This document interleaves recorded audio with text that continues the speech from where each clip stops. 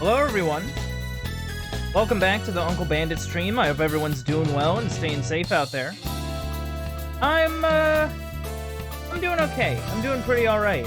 I had some very nice grilled chicken today. That was very tasty.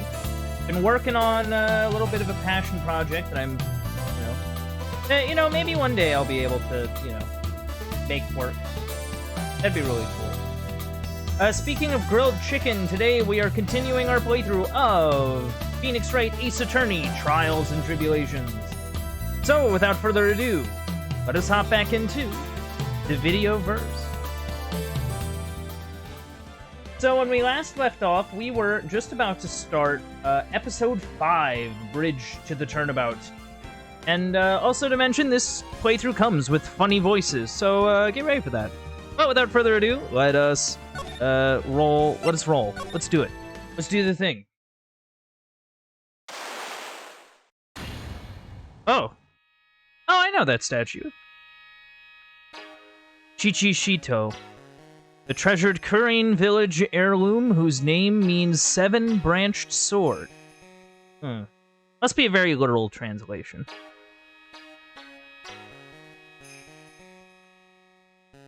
It is said that this sacred sword represents life itself.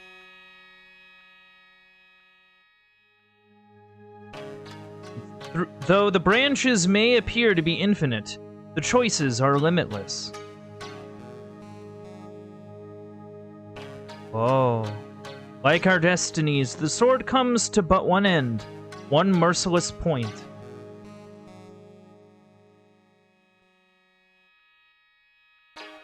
And when the silver cord, the fragile thread that binds us to this world, is severed,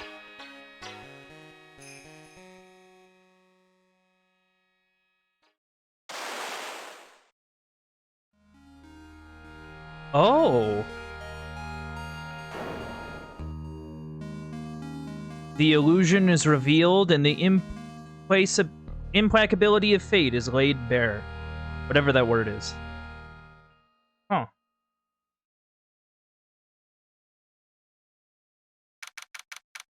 February 6th. At 9... that time. Hey, Nick. Yeah? What is it? You know how I've got spiritual powers, unlike you? Sure. You're a spirit medium, after all. But, just like you, if I don't keep my powers sharp, they get dull, right? I mean, I guess so, yeah. Glad you agree. Okay, Pearly, you're up. Pearls? So, that's why we need to go on a special spiritual hotspot tour, Mr. Nick. I'm lost. What's this magazine you're shoving in my face? It's the New Year's issue of Oh, Cult! Winter Spiritual Location Special. And... Oh, Cult! I'm sorry, I that's really funny. Oh. Pearls look so happy. Maximize your spiritual powers with just one night of intensive training. Oh, it sounds too good to be true. I'll say. Sounds more like a scam to me. It's at a spiritual retreat called Hazakura Temple. It's way up in the mountains, and I bet it's nice and cold. Just perfect for training. Now I definitely don't want to go. I hate the cold. I live in, Japanifornia. You know, I think I've heard of this temple before. It's a famous channeling dojo. It's hard for even real spirit mediums like us to make reservations up there. Reservations? For a temple? You serious? Don't worry. I've already made special reservations. Just for us. Yeah. And I signed up for the special course. That's nice. And the timing couldn't be better, since we don't have a case right now anyway. Alrighty then. It's settled. Well, come on. Don't just stand there. Start packing your stuff. Yeah, Mr. Nick. You'd better start packing your stuff. Huh? Me? Why do I have to go? Well, we have to be accompanied by someone over 20. Over 20? Hey, I don't have anything to do with spirit power. The only thing I can channel is a TV. So, is there a heated pool at this Hazakura temple? No. You could stand under a freezing waterfall. It's not the same thing, Pearl. It's not... Sorry, but I think I'll pass. I hate cold places. What? No way. How can you be so selfish? Come on, Mr. Nick. Look at this place. Doesn't it look beautiful? Nope, not going. I'm gonna be nice and toasty at home. What the? What is it, Mr. Nick? Let me see that magazine. Wait. This nun. What's she doing here? Is she a friend of yours or something, Nick? This girl. It's a long story. My name is Dahlia Hawthorne. I just want to say, it's an honor for me to be here in your noble presence. Suspicious nuns! That's right, Ghost. Gosh. I gotta tell you, the scariest presence in the world can be Catholic nuns. Like, actually. There's only two kinds of Catholic nuns in my experience. There's ones that are, like, the nicest people you'll ever meet and are really cool. And then there are other nuns that will strike the fear of everything into you. You know? Honestly, how can any woman ever count on you for anything? You disgust me. Oh. But it can't be. She was found guilty and should still be in prison. Mr. Nick? I'll go. Huh? Hazakura Temple? I said I'll go. Yay! Isn't that great, Pearly? Yeah! Oh, thank you. The fear of everything, I feel unsafe at the thought of that. Yeah, yeah, Catholic nuns don't mess around. You know, the ones that are super, like, intimidating. You'd do anything for Mystic Maya, right? Even walk over burning coals, right? Oh, coal! Oops. Dahlia Hawthorne. I knew there was no way she could possibly be at that temple, but I just had to see for myself. I just had to see for myself. Wait, that ain't right. I just had to be... That's a weird sentence. Who this nun really was? Oh, yep. It's cold. It's February. Unfortunate. Brr, it's so cold here, Nick. Maybe you should put on something warmer for a change. Well, it's supposed to be cold. It's training. I mean, it sort of matters. Like, I think the cold can be really nice. It's just when it's cold and windy that I'm, like, super not thrilled about it. You know? Like, cold is one thing, like, just straight cold. But when it decides to be windy, it's, like, 10 times worse. But I don't mind it, you know. Chew. Her teeth are chattering so loudly, it's all I can do to make out what she's saying. It is also very pretty, I do agree. Wow, Mystic Maya.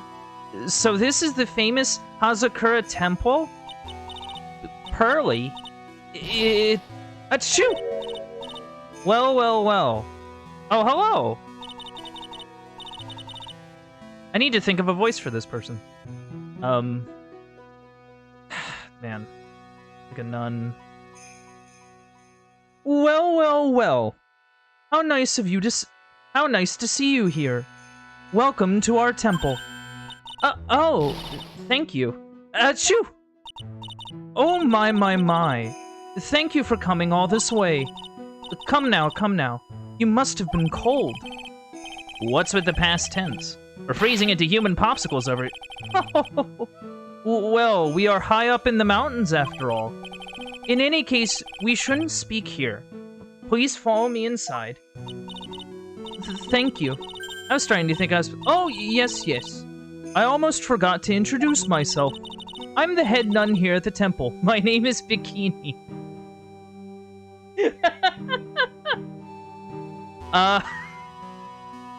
Hello. Hello, Bikini. So are you like a One Piece, or like, are you... Bikini is the perfect nun named ghost. Bikini? That's right! Actually, that's my temple name. Wait, your temple name? Like, you have a... Okay. I think I kind of get it. It's your tradition to have one, and I wanted something that had a nice image to it. So I thought, why not choose a bikini? Besides, it makes me seem younger. Whoa! I love Bikini already. She seems chill. It certainly does. Oh, I signed up for your special course. Well, my. Quite brave of you considering how cold it is. Young people can be so reckless with their health. I know, right? Yeah. Don't blame me if you become one with those you channel. Whoa! Reckless? Wah! Maybe you should take it easy tonight, Mystic Maya. We can come back another day. But you went through all that trouble to get reservation for... Yes, that's right. You've come all this way, so please enjoy yourselves. There's still some time before supper. So why don't you have a look around? Okay, sure.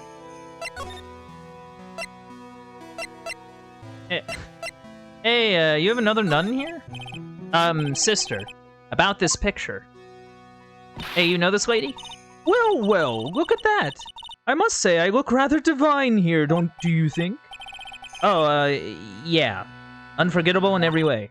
You mean it? Oh, I knew it! Wow! The makeup was pretty tough, but Iris helped me out. Iris? The cute little girl in the photo. She looks just like me, doesn't she? We're just a small temple here, so she and I run the entire place. Health schmelth, I'll be fine freezing on a mountain. Man. Sorry to cut in, but this Iris, where's she right now? Oh, just listen to you. You haven't come all the way up here just to find a girlfriend, have you? Bikini, it's complicated. And Pearl's super unhappy about that idea. No, that's not what I had in mind at all. Anyway, Iris is in the inner temple preparing for this evening. Inner temple? Yes, that's right. Iris will be back this evening. Why don't you go have a look at the main hall for now? So she's in the inner temple, huh?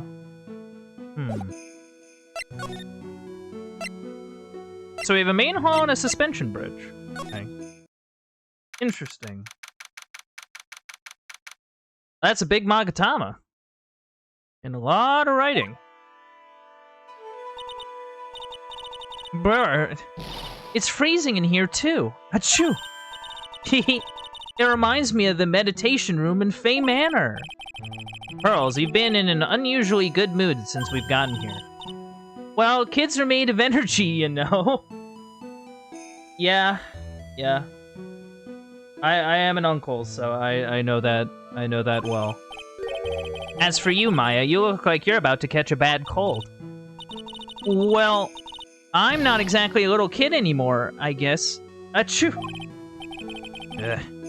Is she gonna make it? Look at this giant Magatama. There's a laughably large Magatama on the altar.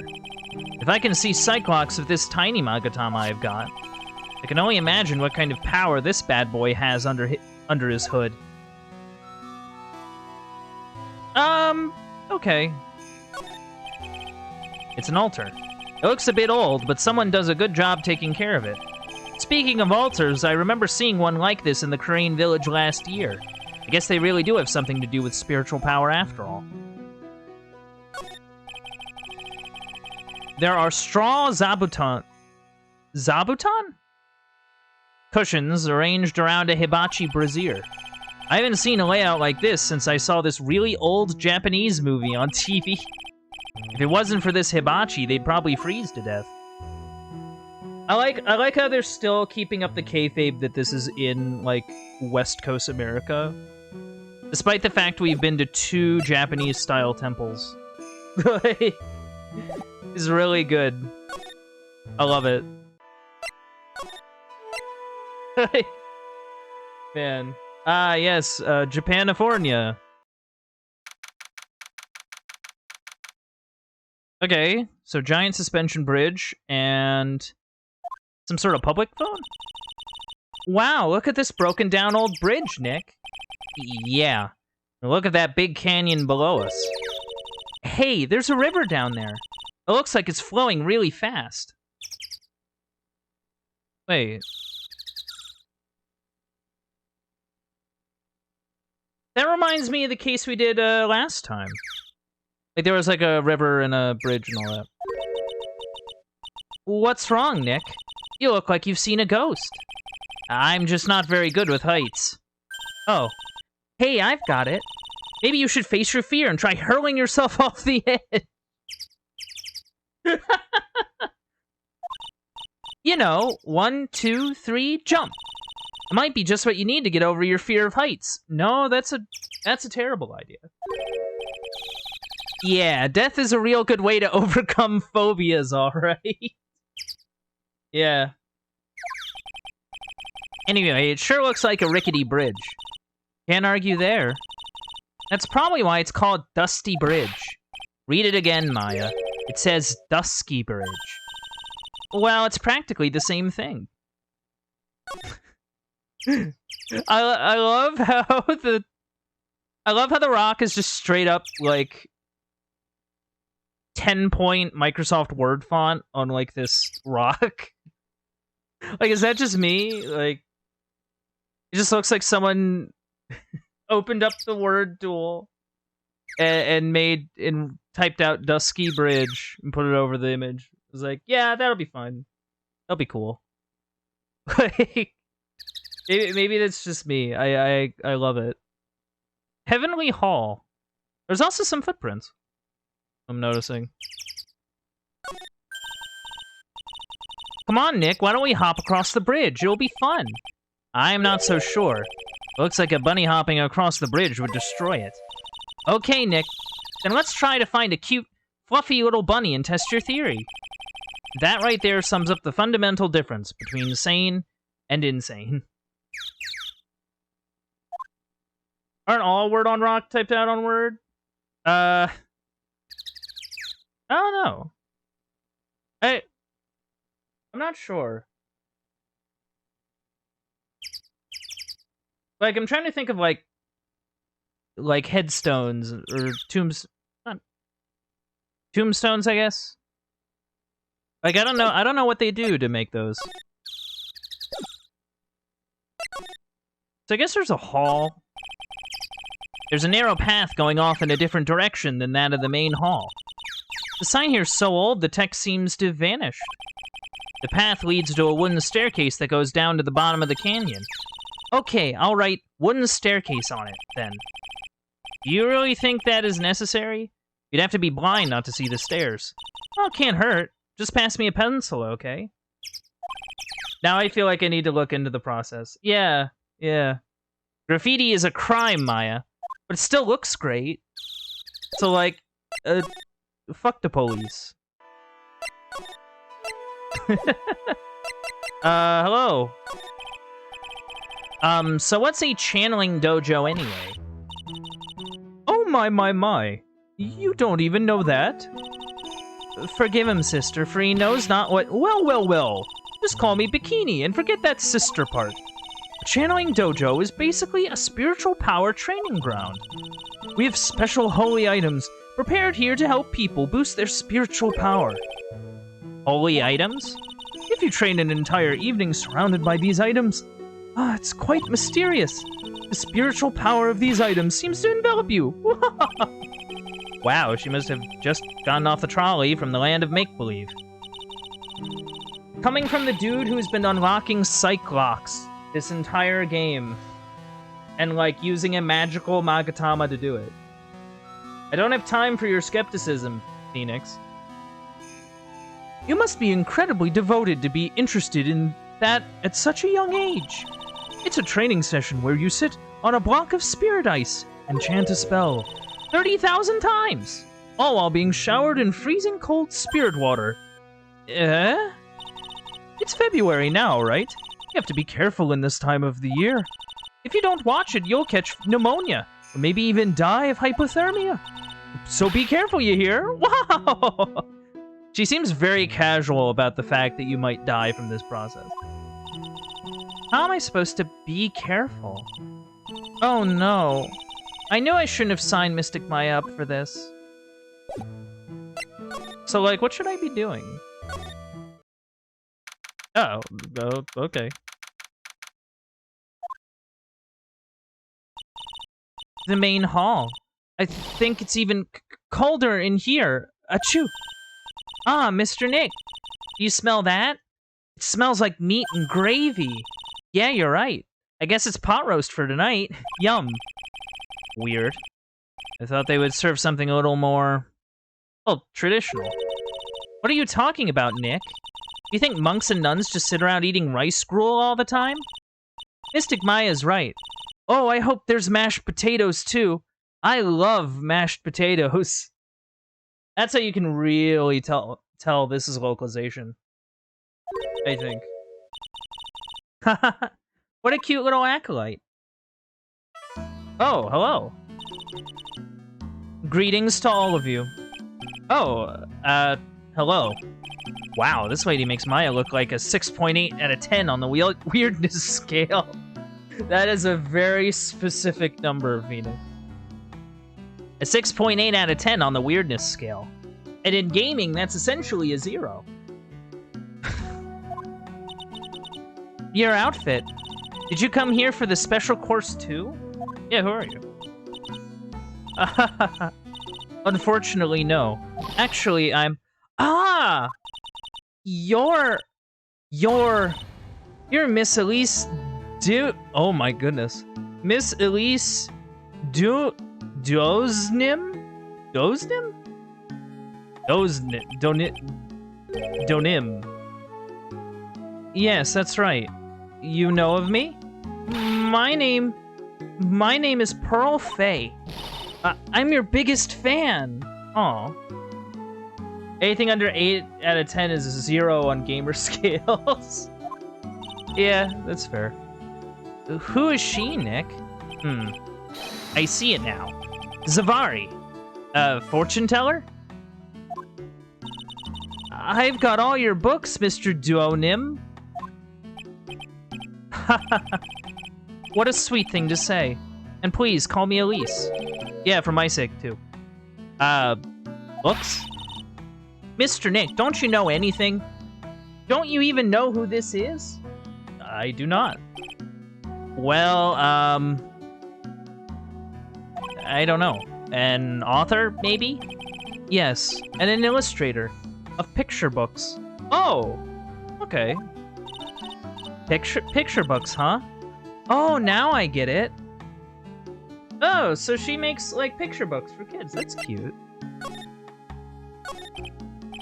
I'm sorry, I didn't know who you are.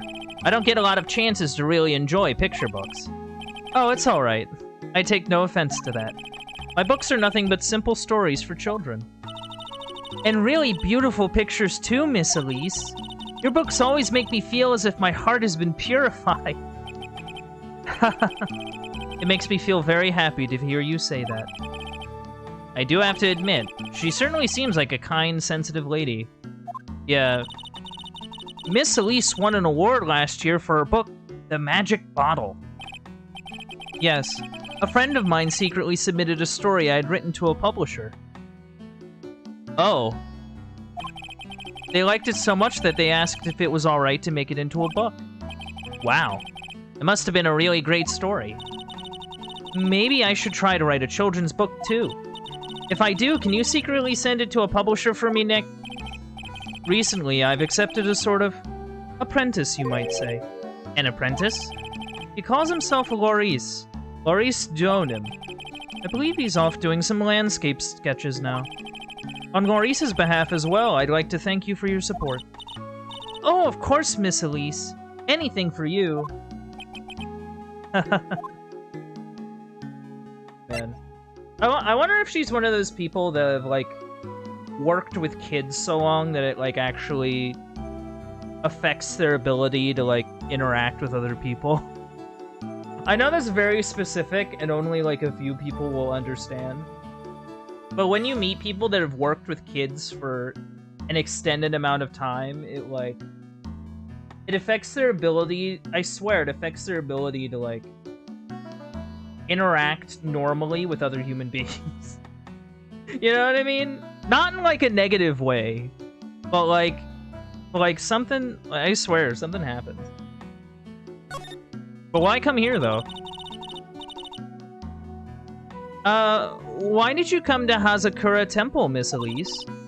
Are you here to do some spiritual training? You get what I mean? Thank you, Ghost. Ghost understands. Haha. No, that's not it. I'm actually here to gather materials for a new book I'm working on. Wow! I can't wait to read it! Pearls is completely taken with her. I wanted to do a book with a more Japanese feel to it this time. So, is that why you're dressed like you are? The children have a certain image of me in their mind. I don't want to disappoint them. Aw. Well, that's kinda sweet. What can I say? She's really a sweet lady. Wow, Miss Elise. You're dressed up like a mountain nun. Yes. The good people here were kind enough to let me borrow this. I'm wearing training clothes underneath my robe as well. I want a staff like that. You like the crystal sphere? It's real amethyst, you know. Maybe we'll find one like that up here on this mountain. Good luck, Nick. I know you'll find me one. Oh yeah, get me to do all the work. Okay. Well, you'll have to excuse me now. I have to go help with the dinner preparations. Wow, you mean you're cooking dinner tonight? That's right. Would you like to help too, Pearl? Yes, yes! I want to help with whatever I can. Pearl looks like she just won the lottery. Oh yeah, that must be like really hype for a kid her age. Oh, I'll help too then. No, it's fine. Please don't worry about it. Feel free to relax and explore the area with your friend. Uh-huh? But... Oh, yes. Please take this. I think it will be of help to you. Oh, okay. It's a map of the area.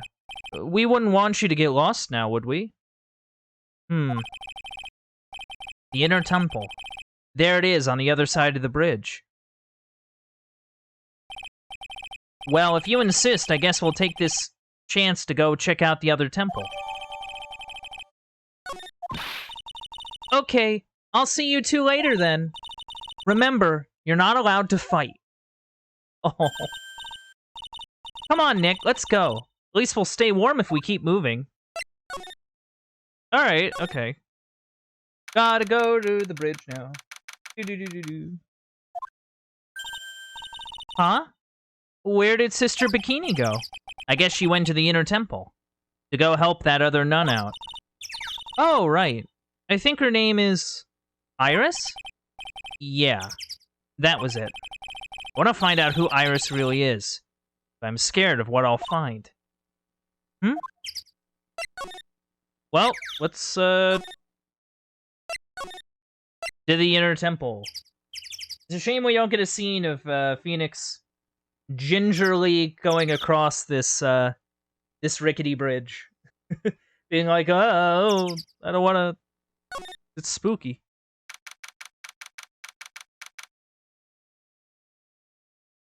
That looks like an incinerator. Whoa! That bridge was shaking like jello in an earthquake. Don't remind me. And at least half the wood on that rickety bridge was rotting, I bet. Not to mention the last part only had, like, one board left on it. What's wrong with you? Your face is all green. Can you not pick on me for a second? I'm still trying to get over the shock that we made it safely across that death trap. Yeah, I guess I'm a bit surprised, too. Yikes! That temple is in bad shape. Looks like it could collapse at any time. I guess people don't use it too often. Is this really where you're going to train tonight? That has to be it. It's kind of creepy around here. Like a ghost might jump out at you or something. A spirit medium afraid of ghosts? Isn't it ironic, don't you think? Like, really? Who would have thought? I am curious about this. Like, is that like an incinerator, actually? Hey, there's a giant robot buried in the snow. Well, there's something buried in the snow, but I think it's an incinerator. Okay, so that actually is an incinerator. It's got a considerable amount of snow on it.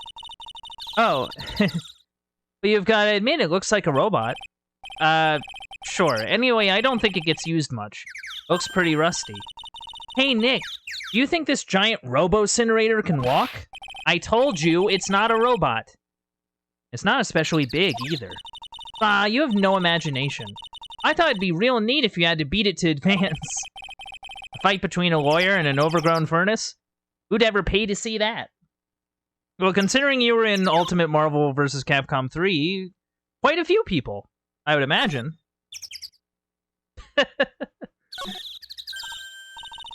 Hey, a half-open gate. It's practically a welcome mat.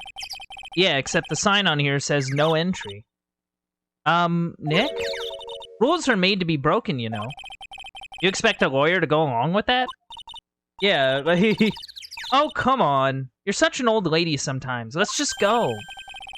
Don't blame it on me when Sister Bikini puts a curse on you. Now you've got me scared. Let's just forget about it, okay? So that's the inner temple up ahead, huh? It looks kinda run down. Well, it wouldn't be very temple-like if it was all bright and shiny. I don't know, have you seen, like...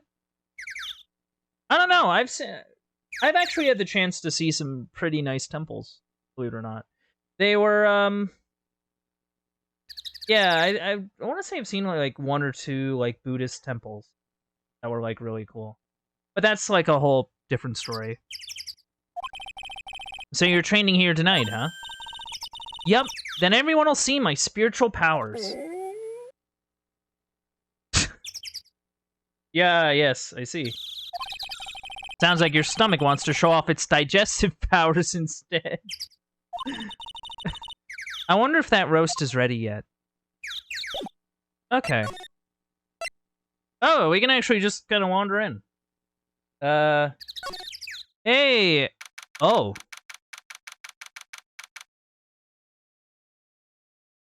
Why does this feel like a room in a Persona game? Man, look at this place. Just a tiny, freezing cold room. So this is where you'll both be training, huh? Huh? What do you mean, both? I'm the only one. Really? But I thought, Pearlie's just a little kid. She couldn't handle this kind of intense training. So says the girl who I can barely hear over her teeth chattering. Anyway, the real training room must be behind that door over there. Yep, definitely getting the feeling it's back there. Even I can sense that there's something supernatural about that cavern the cavern behind that door.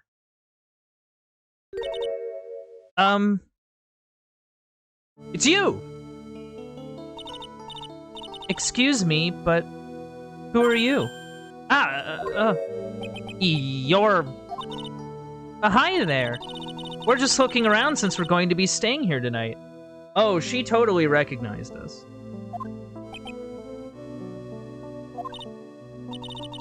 Is something wrong? No. It's nothing. I wonder why she spaced out like that. Don't you, Nick? Did you say something, Maya? not you too, Nick. My name is Iris. I'm one of the nuns here at this temple. I'm Maya Fey. It's a pleasure to meet you. The pleasure is mine. Oh, please excuse me. I have some, chores to attend to. Oh. She sure is beautiful. And a bit spacey, I guess. I guess she's just not used to talking with urban sophisticates like us. That is okay. Nick? That girl. It can't be, but... Yeah, it's a... Huh.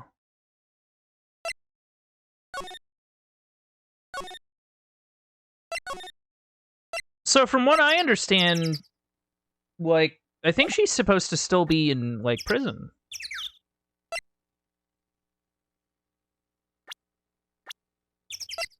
Like, actually.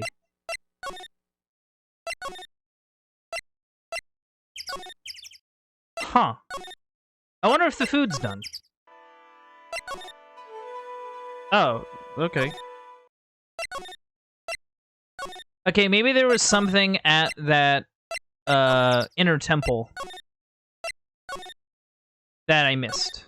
I can look around. The actual training area must be on the other side of this door. I wonder what it's like. Phooey. It's locked. Come on, Nick. You know you want to open it for me. I can't. You've been in kind of a bad mood lately, haven't you, Nick? Zavari. I know what it is. I-R-I-S. Iris and Nick sitting in a tree. K-I... Maya, you could not be... Well, I mean, she's like 2/3 wrong. It's complicated.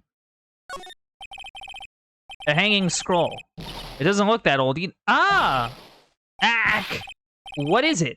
Why did you scream like that? This scroll. It's my mother. Oh. What? What?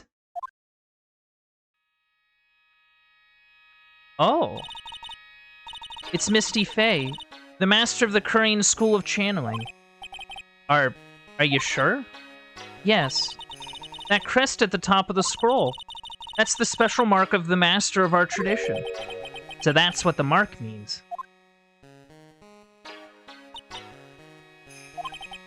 What is it? Nothing. It's just that I last saw her over 15 years ago. If it wasn't for that crest, I wouldn't have even known it was her. My own mother. And I can't even recognize her face. Maya. Huh. That's really sad, actually. Look at this antique dresser. I wonder if there's anything valuable inside. Let's have a look. Nothing. Just a bunch of clothes. Hey, Nick. Huh? Oh, sorry. I was just... thinking. Oh, about Iris, I bet. Looks like you've been bitten by the love bug, Nick. Oh, man. Maya, it is an extremely long story. Okay. So, I had to look at the scroll. Phew! We managed to make it across Dusty Bridge. Nick, you look green. Are you feeling alright? Hey, what's wrong with you? Ever since we met Sister Iris at the training hall, you've been really quiet. Huh? Oh, sorry. Hey, you, wait up! You think he's yelling at us? He must be. There's no one else around. Would you mind moving? You're standing right in my way. Wait, what?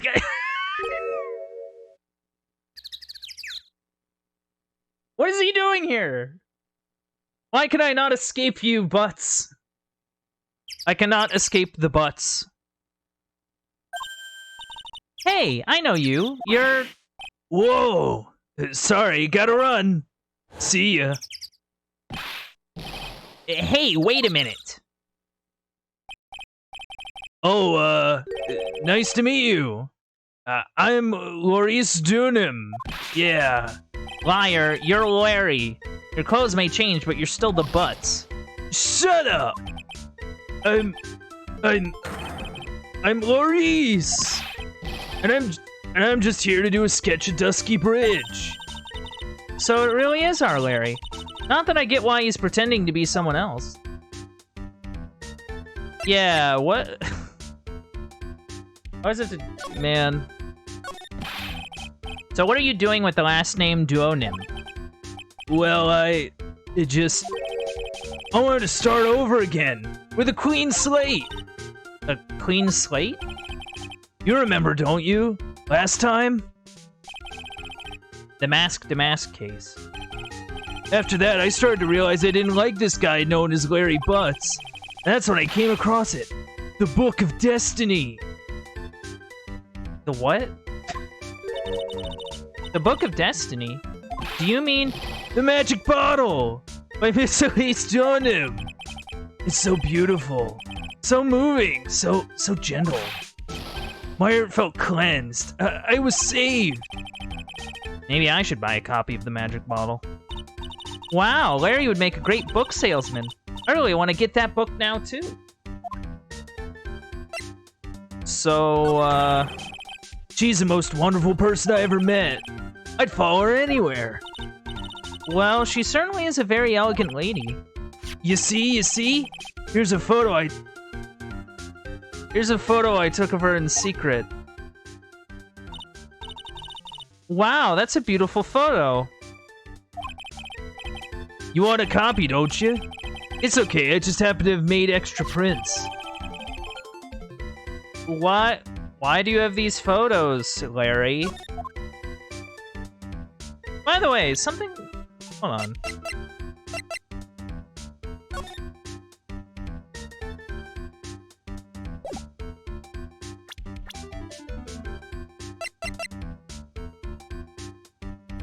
Is she wearing a wig in this picture?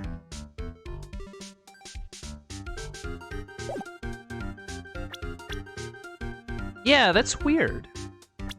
When was this picture taken? Like, you know what I mean? Her hair color's completely different. I mean, maybe it's nothing, but like, I don't know. That's something I kind of noticed. Still, it's kind of hard to imagine you as a picture book illustrator. To tell the truth, you must have some kind of ulterior motive, right? What are you talking about?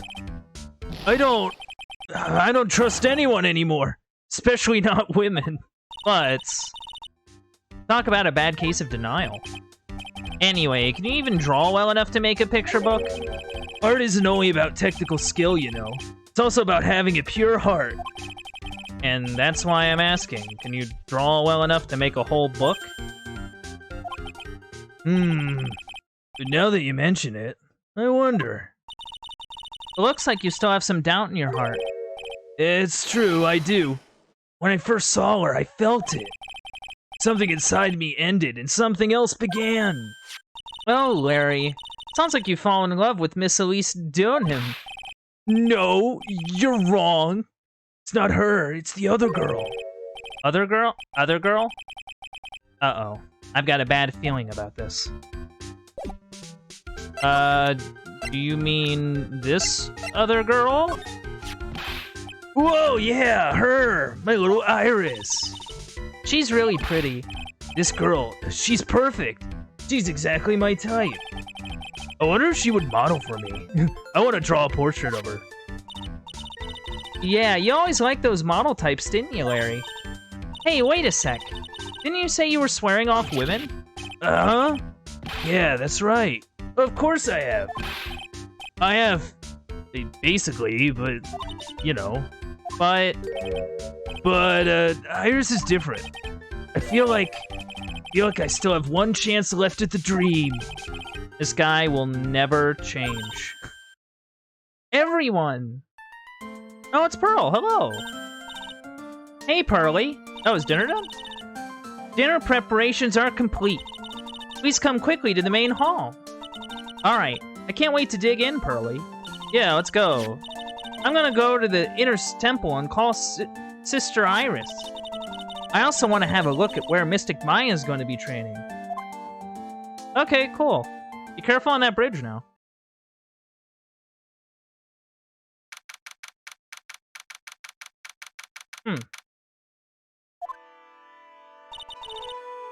Boy, am I stuffed. Are you sure it's alright to eat that much before your training? Well, this kind of training is a battle of endurance. Mystic Maya, please don't do anything that might put your health at risk. No pain, no gain, I guess. I'm still worried about you. Well. Let's not dilly-dally, shilly-shally. You must get ready for tonight. Good luck, Maya. Alright, here I go. I'll see you all tomorrow, I guess. I guess. Iris, please ring the bell at 10 o'clock for lights out, alright? Yes, Sister Bikini. And then, after you ring the bell, I want you to come join us at the training hall. I understand, Sister Bikini.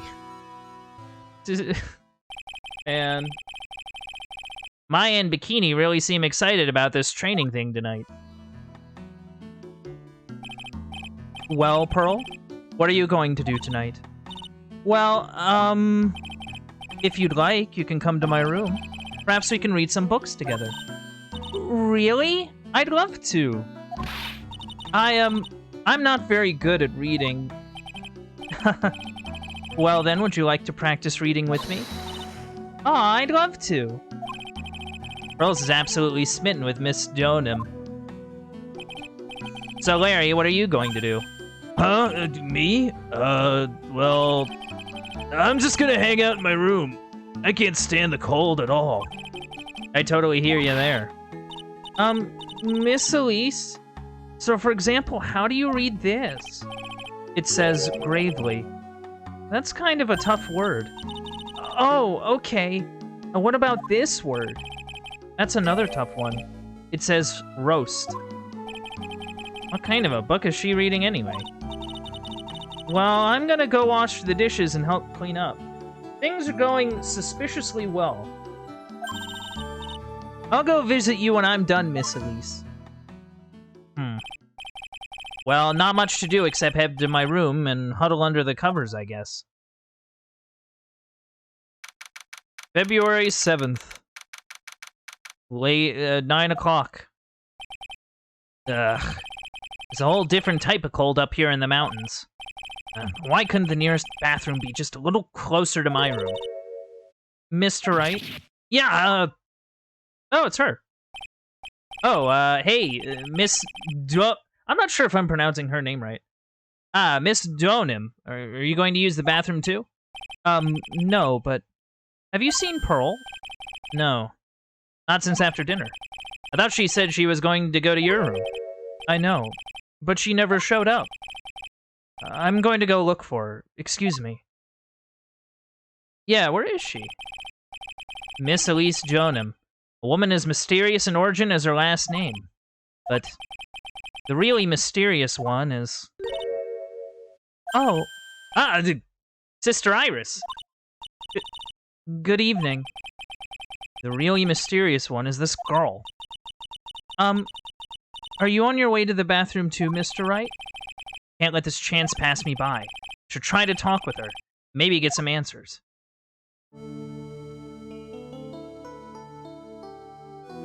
Oh.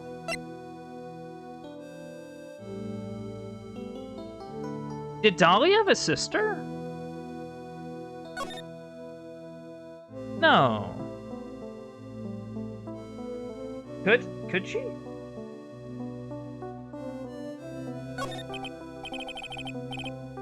You're Sister Iris, right?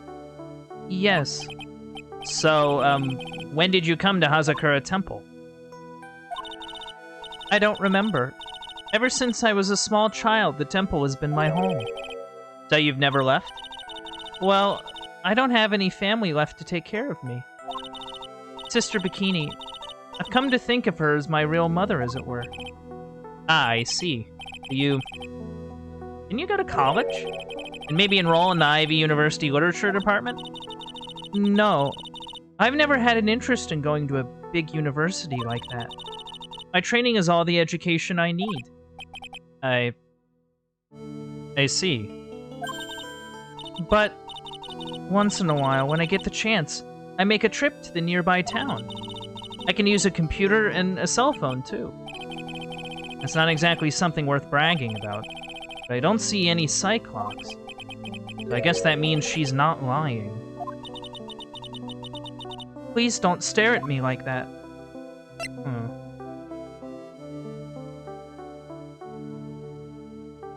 I'm a little stumped. It was never, like, okay.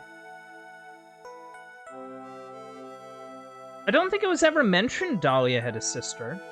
Or at least a sister that was a dead ringer for her. Besides, like, the hair and the eye color and stuff. That's weird. But she did recognize him. So, like, I don't know. What kind of a place is this, anyway? I heard it's for training to increase your spiritual power or something like that. It must seem awfully crazy to normal people like you. Well, I have to admit, it is a whole different world up here. I'm glad to hear you say that. Huh? Talking with dead people. Who does it help, anyway? I hate it. Really? So then why stay in a place like this? Is something wrong?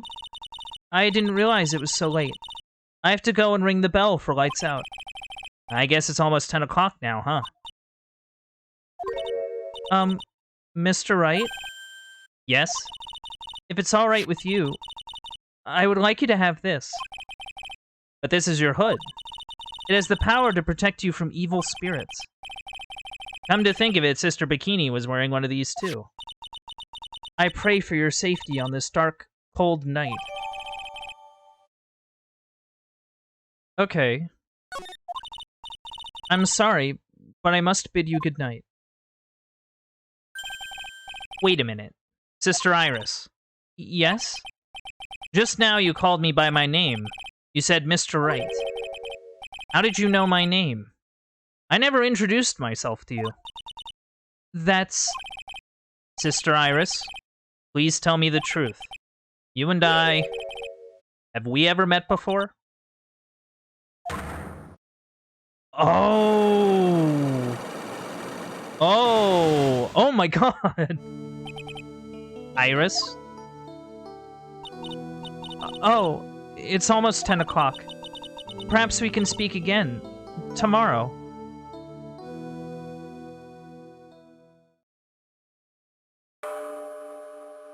Huh. Interesting. She seems to be hiding something. So my hunch is correct. She does know me. I'll have to try to talk with her again tomorrow.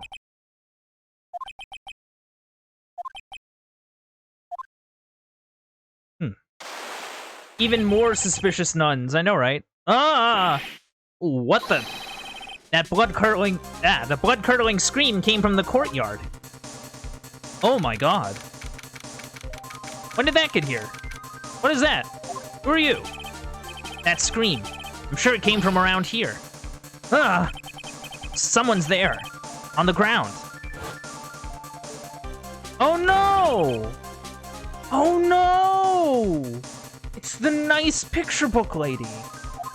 Miss Dionim! Squish. I just stepped on something soft. Hey, don't step on my tummy like that. What are you doing lying there in the snow? I was passed out. What do you think? So that blood-curdling scream was you? Forget about that. Hurry up and call the police. Is there even a phone in the main hall? No, but we still get reception up here in the mountains. You must have a cell phone on you, right? I didn't bring it with me. Oh, you're useless. I mean, even Iris has a cell phone. We've got no choice. You have to use the public phone by Dusky Bridge. Hurry, hurry, hurry! Run as fast as you can! Yes, ma'am. If you don't hurry, Iris will...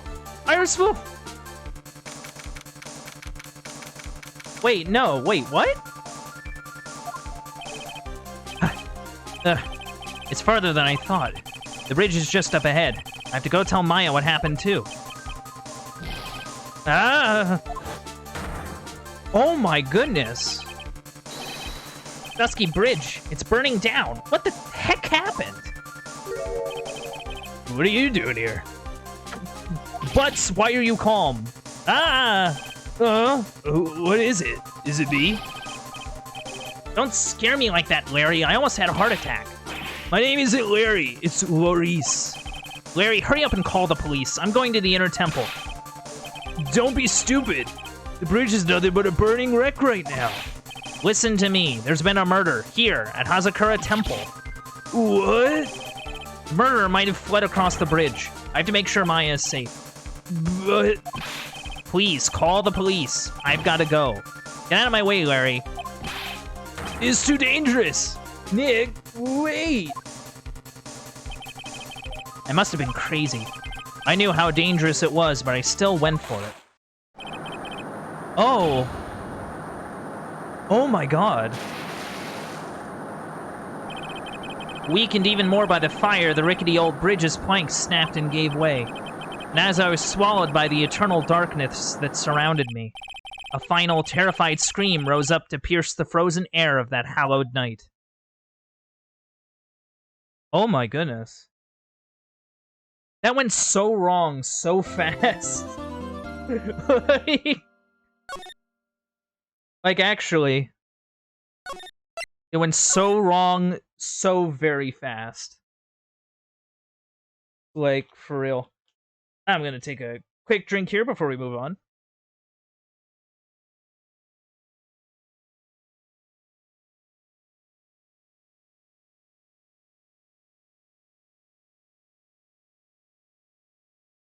Alright. Let's, go and do the thing. Date, time, location, who knows? This is my ringtone, Jam, this is my ring. Who could that be at this time of night? Yes? Edgeworth speaking. Edgy, get up! It's an emergency! Huh? Larry? Do you know what time it is? It's not Larry, it's Maurice! Maurice Jonim! This is nothing more than a terrible nightmare. I'll just roll over and... Wait! Don't hang up! It's an emergency! It's Nick! He took a really nasty spill. Well, it wouldn't be the first time, so... He's not joking, his life is in danger! What? What happened? Tell me. Talk about a guy with bad luck. He may already be dead. Anyway, you've got to come back. You're the only one that can help. Iris. My beautiful Iris. She needs help. Alright. I don't know what's going on, but I'll be there as soon as I can. I'm at the detention center. Please, hurry! It's been 1 year since I left that country. I thought I wouldn't have to see him again for a while. Sounds like it won't be a pretty reunion. As if I expected anything to change. Wait, am I just Edgeworth now? Like, for real? You're late, Edgy. What took you so long? I don't want to hear it. I chartered a private jet to come as quickly as I could. Well, you should have chartered a faster one. Anyway, just listen. Something happened to Miss Elise. And Nick is... Maya and Iris's bikini... Huh? Say something, Edgy. Before I came here, I stopped by the hospital and paid Wright a visit. I believe I have a better understanding of the situation than you at this point. Oh, so like, okay, so he's okay. So, Phoenix is okay, everyone. The murder victim was the picture book author, Miss Elise Jonim. She was found by Wright and the head nun. The suspect is the temple's younger nun. Then later, while Wright was crossing the bridge, it broke and he fell into the river. The hospital says that he'll need at least 2 days of bed rest. Yeah, that's right. You got it. But they arrested her. My sweet little Iris. And here I was, convinced he was the one the police had arrested. However, I still don't understand what these 2 items are for. What are you talking about? They're things Wright gave me when I was leaving his room. This is the first, He said some nonsense about being able to see into people's hearts with this. And the other. He couldn't possibly be asking what I think he is. Could he? Oh man, do we actually get to play as Edgeworth? Let's go. I'm begging you, Iris's trial starts tomorrow. If we nick out of the picture, you're all I got left. You're the only one that can represent her. What did you just say? You know, represent, defend. What were you expecting? How do you think I called you anyway? I'm a prosecutor, Larry, a prosecutor. Do you understand what I'm saying? A prosecutor is a lawyer who... Don't talk to me like a kid. I graduated from junior high, you know. Don't worry about it. I promise I won't tell. But I heard a paper badge had no problem fooling an entire court before. How could this country's judicial system have fallen into such decay? Please, Edgy. At least listen to her. Listen to Iris' side of the story. So Wright wasn't joking when he gave me this badge after all.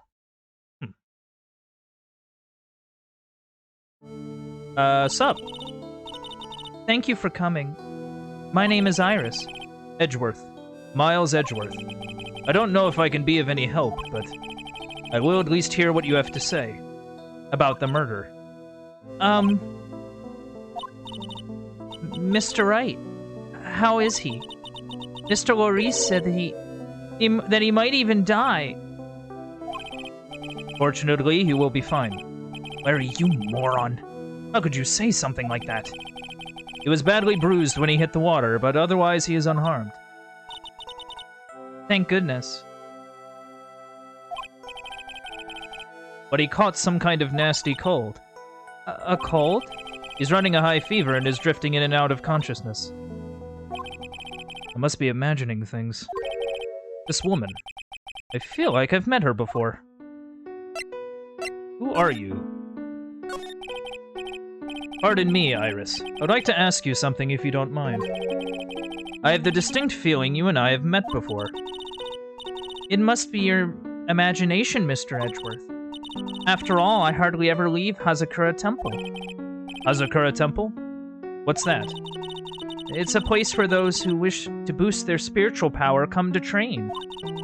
You need to undergo some very difficult training to release your inner spiritual power. Spiritual power? Did you go to that temple for that reason as well? No. I don't have any spiritual powers. I don't need them. In that case, what are you doing at that temple, then? I've committed some sins. Sins that I need to pay for. That's why I'm here, and why I continue to train. To purify my soul. Are you the same person? Who are you? Are you? No. Yes? Like it's one thing to change your hair color. It's another thing to change your eye color. Like that's generally not something you can do unless you have like contacts that do it. But like I think that is like her natural eye color though. Huh. I want to ask you about last night. The night of the crime. Alright. I helped to clean up after dinner, and then went back to my room at around 8 o'clock. Later, I left my room to ring the lights out bell at 10 o'clock. Bell? We ring it at the same time each night. I see.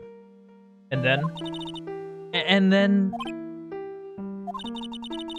I was told to go to the training hall, but I went back to my room and stayed there. Why didn't you go to the training hall like you were asked to? I was frightened. Frightened? So I just stayed in my room and meditated. Until the murder happened.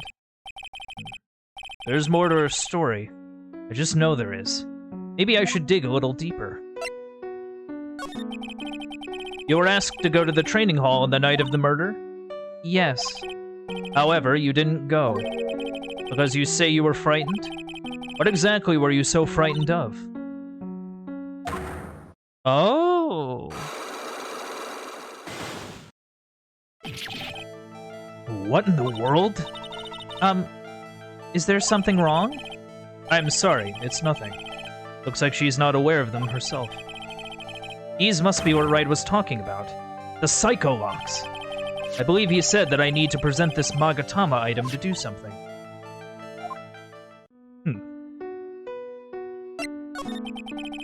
So do you have any idea as to what really occurred last night?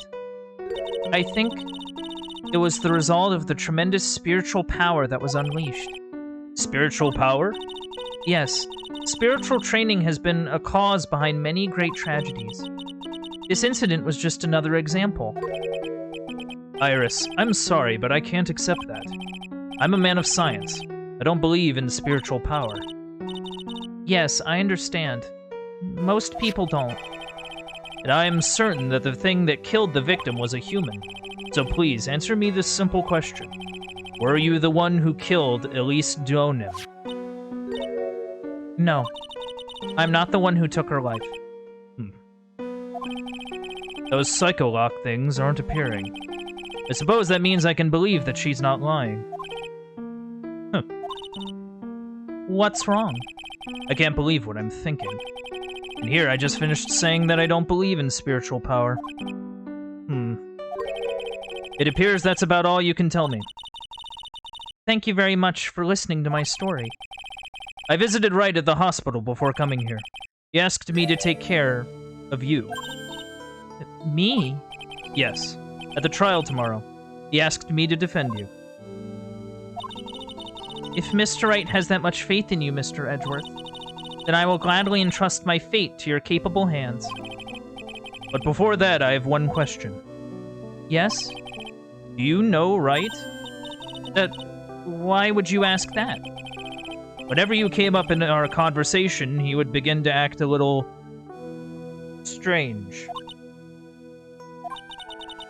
Mr. Edgeworth, what is Mr. Wright to you? He is a very dear and indispensable friend. Really? Okay. Because, like, sometimes he kind of comes off that we're, like, antagonistic towards each other. So, like, having him come out and say that we're, like, really good friends is, you know, cool. And I guess it would make sense, because, like, Wright, you know, he did ask him to do this, and I don't think he would have asked, like, anyone to do it. It was 5 years ago. That's when I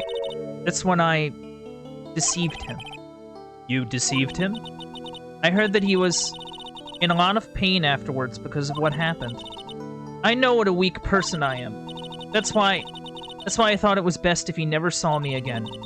I wanted him to just forget about me without learning the truth.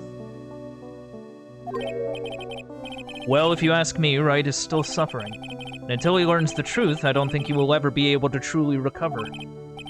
Iris, it's not too late. You should go to him. Tell him the truth. Yeah, Edgeworth being a good bro. I'll defend you, but only if you agree to that one condition. All right, Mr. Edgeworth. I promise. Very well. I'll do everything in my power to get you an acquittal. Hey, look at that! We actually get to play as Edgeworth. That's enough information gathering for now. I should head to the crime scene. Yeah, I should do that thing. Totally. So, like, do I have literally anything? Okay. I have the scroll. I have Iris's hood. I have a map of the area. I have the... Oh, cult! And then I have this photo of Elise.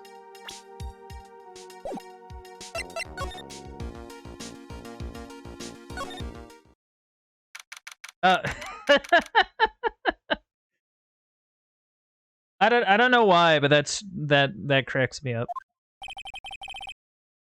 It sure is cold, all right. So this is it. Dusky Bridge. Oh, wow, it's you, Mr. Oh, wow, it's you, Mr. Edgeworth. Hey! Ugh. Detective Gumshoe. Long time no see. It's been about a year? Or has it been longer? It doesn't matter, Detective. What does matter is why you're shuffling around up here. Oh, ouch! There's that sharp left jab. Well, I'm happy to see you anyway, Mr. Edgeworth. Let me guess. You were transferred by HR to the local precinct? A wise decision.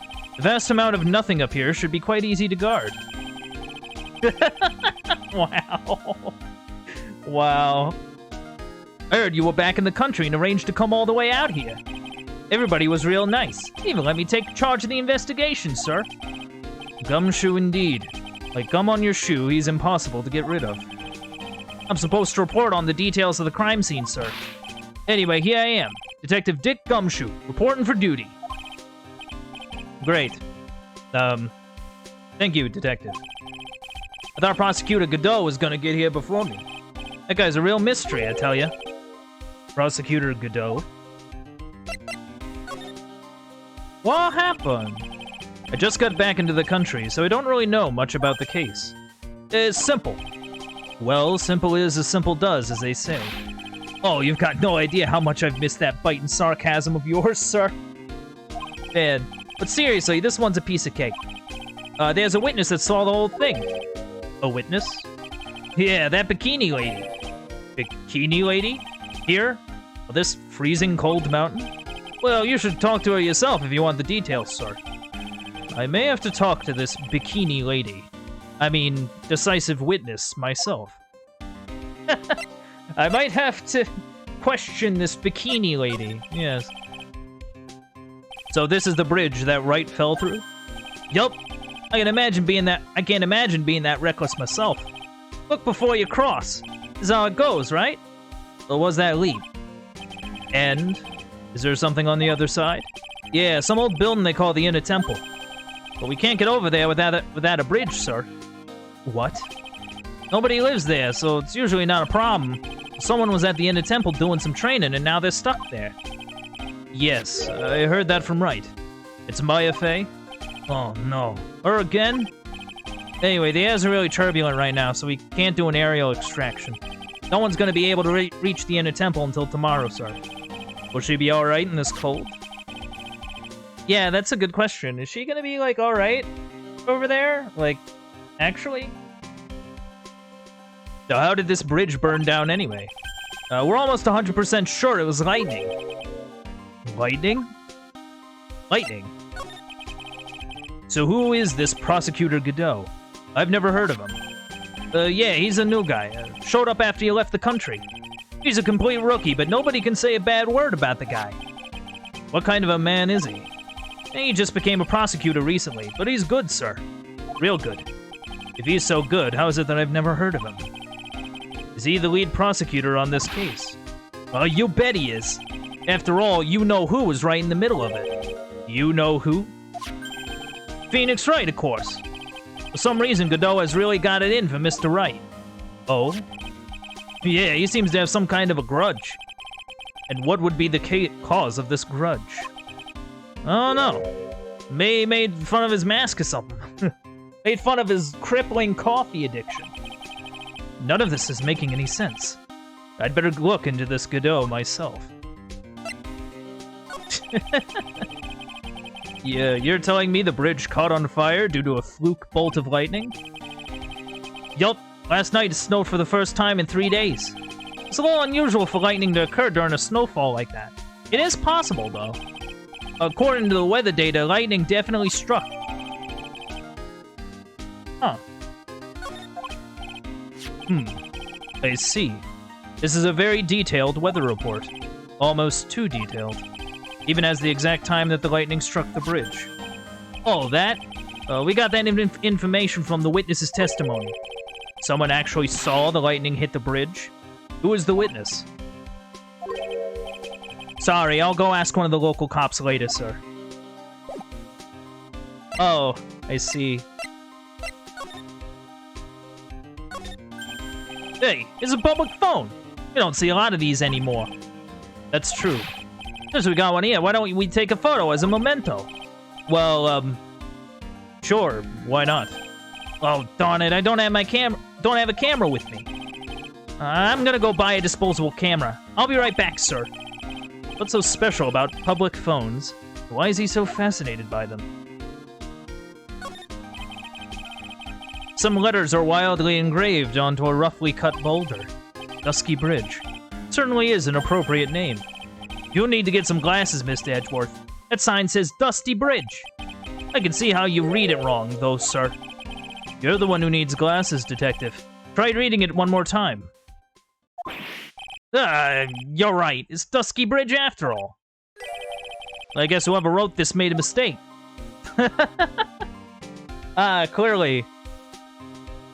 Is my vision going bad? No, it's the stone sign that's wrong.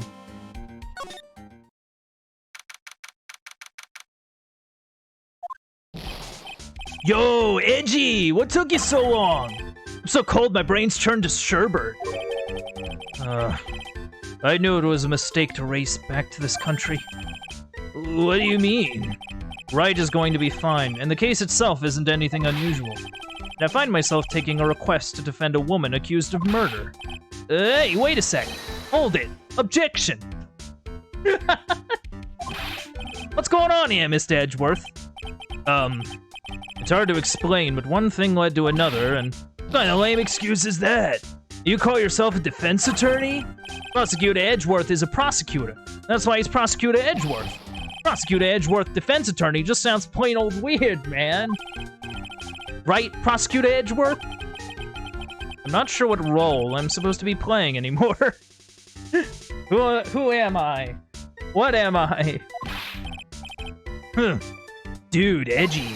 I don't see you for a couple of years and your heart turns to sherbet. I'd say more like sorbet. It is rather cold here. Iriston murder. Someone else did it. I just know it, okay? So trust me on this one. Ever the romantic, aren't you, Larry? Nevertheless, I'll do whatever I can to prove her innocence. At least until I pass the baton on to Wright, that is. Man, I'm telling you, Iris is so cute. Right, Edgy? You think so too, don't you? What's wrong? Why are you so quiet? To put it simply, your comment has me highly concerned. Could it be that the reason you think she's innocent? Come on! A girl that cute couldn't possibly be a murderer. I was right after all. I should never have come back. No, don't worry. I see things for how they really are for this time. Like, honest. Yo. If I had a penny for every time he's said that. It's just that, well, Iris is like a delicate flower. You can't force things too much. Know what I mean? Huh? I have no idea what you're talking about, Larry. Oh. Forget it. I didn't say anything. Huh? Cuteness prevents people from committing murder. Can confirm. Man, of course. Don't you know? If you're, like, adorable, you can get away with murder. Totally. Like, that's how that works. That's a scientific fact, right there. Ghost, we're on the same wavelength.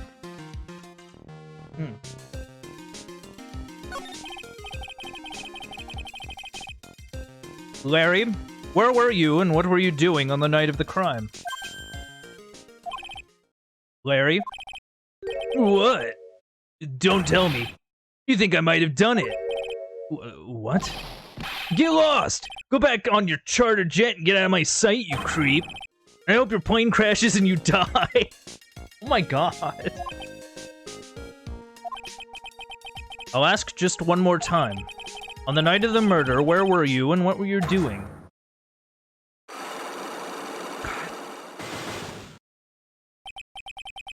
Damn. As I suspected, psycho locks. I'm sorry, man. You know me, I just don't remember. But short-term memories are wrecked, dude. You and me both. Well, you're about half useless, so we're gonna go in here, I guess.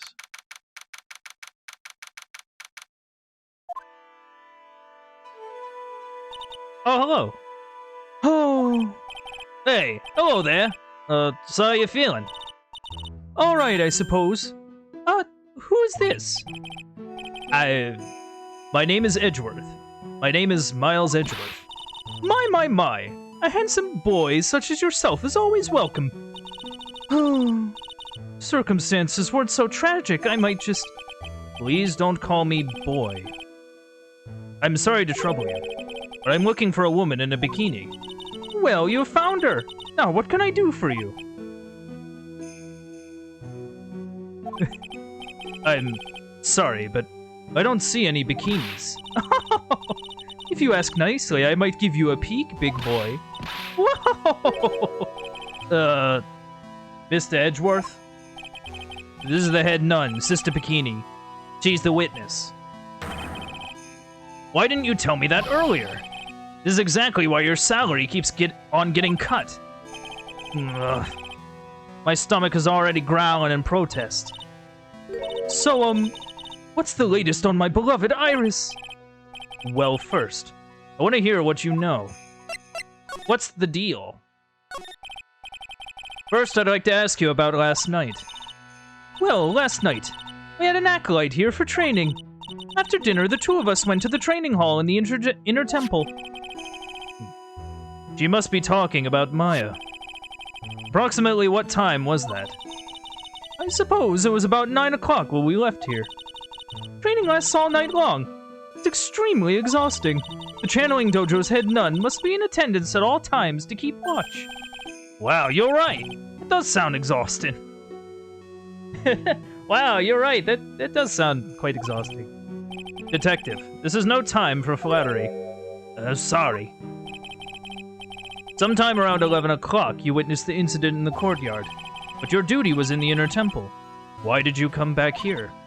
The way you're staring at me, I'm starting to get goosebumps. I'm starting to get goosebumps myself, but for a decidedly different reason. You'll get the chills pretty easy, don't you, Mr. Edgeworth? Yeah, that is kind of weird. Like, what are you doing over here? Alright then. I'd like you to tell me exactly what you saw in the courtyard. It must have been past 11 o'clock. Ah, no! I can't say it. It's too much for my poor heart. Hey, calm down, lady. Let go of my tie. Hey. Oh. I saw two people. One of them was lying on the ground. The other one was stabbing her from the back. With a sword. Did you see this criminal with your own eyes? I didn't want to believe what I was seeing, but it was Iris. Ooh. Oh, terrible. You must have been quite shocked. Of course she was. Try putting yourself in her shoes. It's like if you were stabbing Mr. Wright smack in the middle of a courtroom. And I happened to witness it from the witness stands. I'd be pretty shocked too. I know it sounds insane, but that's what I saw. And when I finally realized what I was seeing, I screamed. And then I passed out.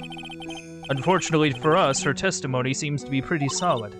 However, the idea of Iris doing such a foul act seems unnatural. Unnatural? The girl I know simply isn't capable of this sort of foulness. I wonder what she means by that. I wonder. As the head nun, it's your duty to stay with the acolyte at all times, correct? Yes, that's correct. I know I may look strong, but the truth is, I've got a bad lower back. A bad lower back? Yes, it's especially bad in the winter. So bad that I can't even lift a bucket. You remember how cold it was last night? My bad back felt as stiff as frozen glass. I just wanted to take a nice hot bath to ease my aching back. Oh man. Ugh. I feel like that's very relatable to people. Oh, lower back pain is the worst. That's why I returned to the main hall. So did you left the disciple all alone? Don't be ridiculous. I would never do that. That's why I ordered Iris to the inner temple after she had rung the bell for lights out. Yes, but she never went to the inner temple, did she? So did this head nun actually see Iris there? I think I'd better try to get some more details. So who is this acolyte that was to train at the Inner Temple? Her name is Maya Fey. I treated her very badly, I'm ashamed to say. After she went through the trouble of signing up for the special course. Special course? It's a training session where you sit on a block of spirit ice and chant 30,000 times. You don't mean to tell me she's still doing that over at the Inner Temple, do you? No, of course not. You don't have to worry about that one little bit. Last night, we still hadn't started the training session itself. Well, that's good to hear. Oh, dear. There's one thing I forgot to tell you. Uh-oh. I don't think I like the sound of this. Do you know that small girl? I believe she's Mystic Maya's little sister. Maya has a little sister? Oh, you mean Little Pearl? That's Maya Fey's cousin. Little Pearl? I thought she was going to visit Mystic Elise after we'd finished with dinner cleanup, but I haven't seen her at all since last night. She's nowhere to be found. Yeah, that's also concerning. We have a dead children's author and a missing child and a woman stuck on a cliff far away and Phoenix in the hospital. You mean she was with the victim? It's all the fault of my stupid, creaky old back. The little girl who was with the victim on the night of the murder is gone. As they say, the plot thickens. The plot does thicken. What is that? There are more Enza cushions in the corner of the room. What's that white piece of paper sticking out from under that stack? Oh, that beats me. Would you mind checking that for me, Detective Gumshoe? Yes, sir. Yeah, what is that? Yeah, Mr. Edgeworth. It's crumpled. It looks like an old manila envelope. Yeah. What is it, Detective? This could be it. An ultra-important clue. A super special clue. I suppose I should read it myself, then. Looks like a letter addressed to Sister Iris. Tonight at 10 o'clock at Heavenly Hall. Unless you want your secret to be exposed. This sounds like a blackmail letter. Oh. Nice going there, Mr. Edgeworth. I can't ever find clues like that. You're an ultra-important prosecutor. A super-duper prosecutor. Well, I suppose it takes a super-duper kind of dumb to miss a clue like this. Wow. Like, oh man, Edgeworth, why you gotta roast him so hard? Salutation here. There's something I must talk to you about. I'll be waiting for you tonight at 10 at Heavenly Hall. Make sure you come, unless you want your secret to be exposed.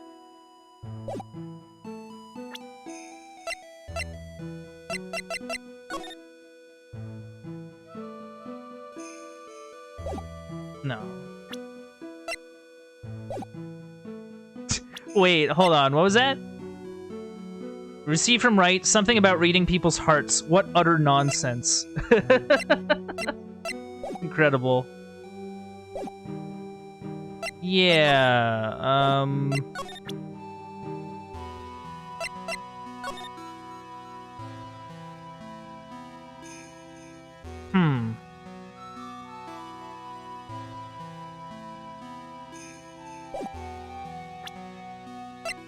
Okay.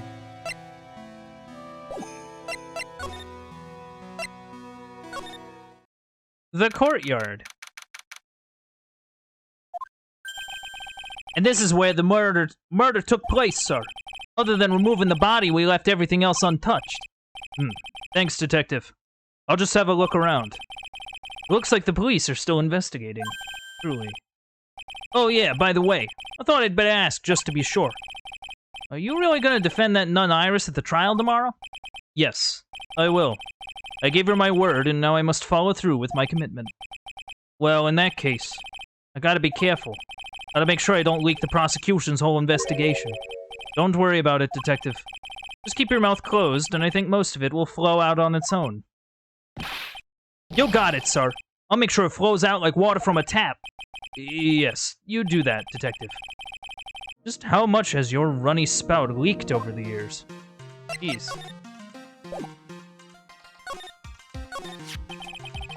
The victim is the famous picture book author Miss Elise Donim. Her entire past up until she won that writing award last year is a total mystery. It's hard to believe in this day and age you can still find people like that. The estimated time of death of the victim was between 10 and 11 p.m. on February 7th.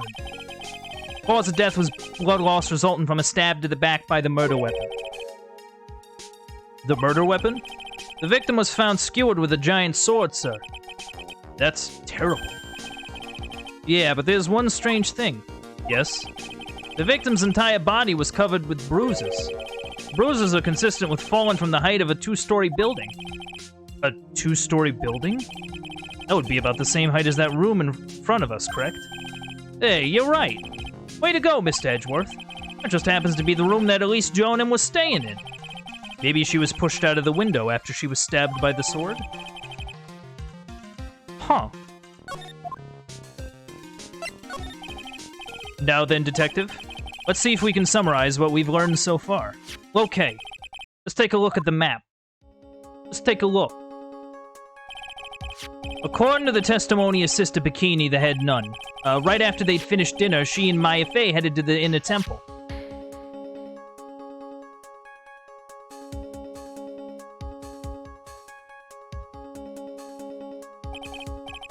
At 10 p.m., after ringing the bell for lights out, Iris went to the inner temple.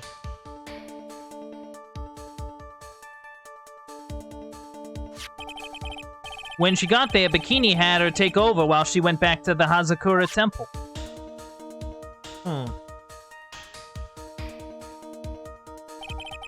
After taking a hot bath to soothe the back, Sister Bikini witnessed the murder in the courtyard. If you want more details, you should ask Bikini herself in the main hall. The inner temple, huh? I'd like some more information about that place. The trial begins tomorrow, but who's on the prosecution? I'm pretty sure it's that Godot guy, but nobody can get a hold of him, so they're looking for a replacement. What do you mean? It's really weird. All of a sudden, no one can reach him. Oh no, I wonder if the rumors are true. Maybe since Mr. Wright caught a cold and won't be defending, he's just lost interest. I intend to appear in court in the role of defense attorney. However, I would be quite unhappy if it came out that I'm actually a prosecutor. Yeah, I can see why. I'm not the one you have to worry about. I think the real problem is going to be that judge. Yes. He certainly would remember my face, even after such a long absence. That's why I requested that another judge preside over the trial tomorrow. We've only met each other once. There's a good chance he won't remember me at all. Yeah, but what about the prosecutor? Everyone in the prosecutor's office must know you. Wouldn't it be a problem if someone there made a big stink, sir? There's no need to worry. I pulled a few strings and arranged for a prosecutor of my own choosing. Wow, Mr. Edgeworth. I had no idea you had such a powerful string to pull. Huh. Oh. Interesting. Okay. What is this inner temple that Maya was supposedly training at? According to Bikini, it's an old building they used for training the acolytes. It's on the other side of Dusky Bridge. The bridge that burned down, huh? Is there anything else on the other side of that bridge besides the inner temple? Well, nope, not a thing. Nothing? Well, the other side is surrounded by cliffs on all sides. In a way, it's kind of like a little island out there. So the only thing there is the inner temple. Yeah, it's not the kind of place people could survive in. Please be alright, Maya.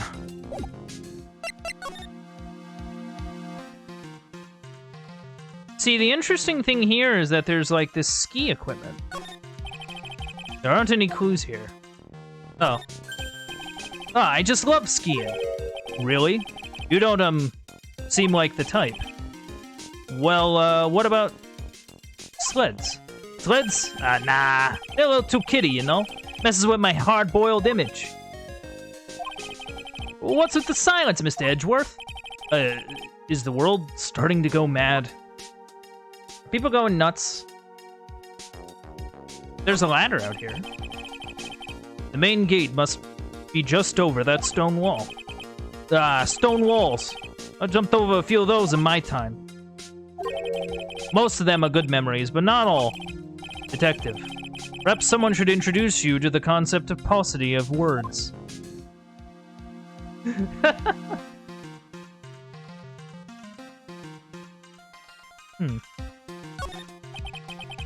What's this? It looks like a wizard's staff. That belongs to the victim, Miss Elise Donham. There's nothing strange and magical about it. Oh yeah! Listen, this is just between us, okay, sir? Yes. What? This is top secret stuff. Don't tell anyone about this, okay? Alright. The truth is, when I was a kid, I wanted to be a wizard.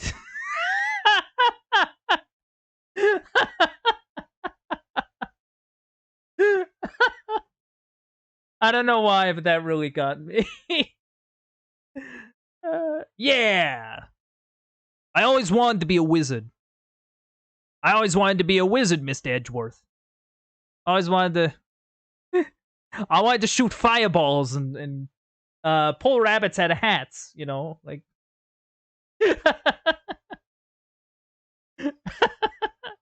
I don't know why, but that really cracks me up. This is really, really good.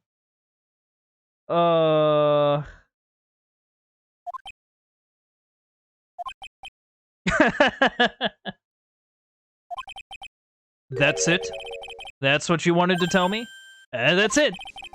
This staff was made from a very strong kind of wood. What about fingerprints? Were there any on it? Just the victims. Interesting.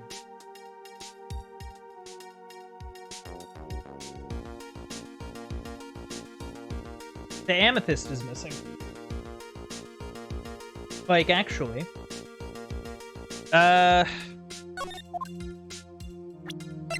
that's the interesting thing about it. The amethyst on the staff is actually missing. And apparently it was a real amethyst, too, so... Interesting. So the sword from this gold statue is actually the murder weapon. It sure is.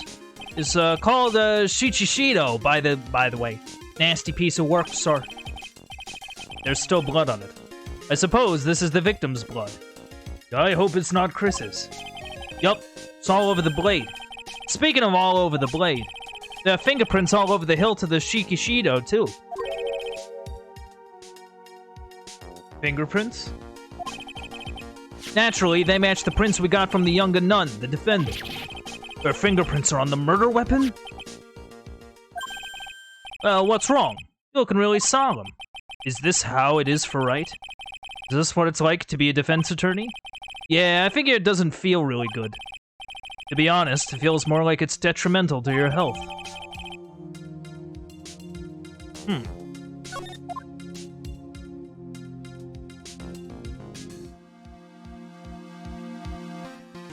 The blood does not really reach that far up. It did. Well, I say that, but it's well, no, he was. Nah, that's quite a bit of distance. Interesting. But it's like a statue, though. Like that's my thing. Like.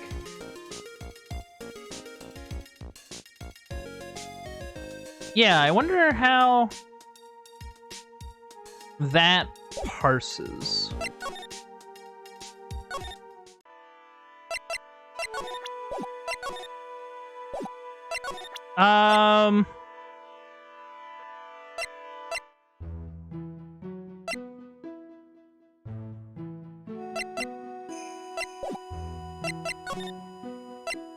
Okay, so there's a few things I think we can do. I don't see Larry anywhere. Maybe we scared the poor kid away. His heart was shut tight with a number of psycho locks. I guess I'll have to look for him now. What a thorn in my side.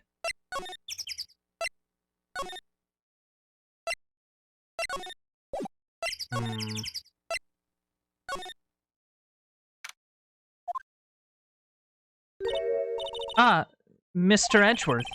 I came back because I needed to ask you a few more questions, if you don't mind. But I've already told you everything that Iris, please remember, I'm on your side. You can tell me anything. Yes. Thank you. I just finished speaking with the head nun of Hazakura Temple. She testified very clearly as to what happened. She said she saw you stab Miss Elise Dionim with the sword. And one other thing. She said that when Maya Fey began her training at the Inner Temple, you were there as well. What? When I spoke with you last, you claimed that you never went to the Inner Temple.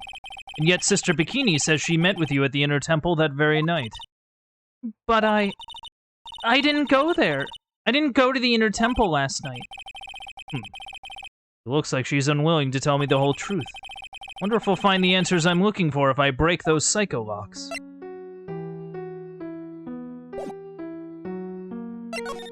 Okay.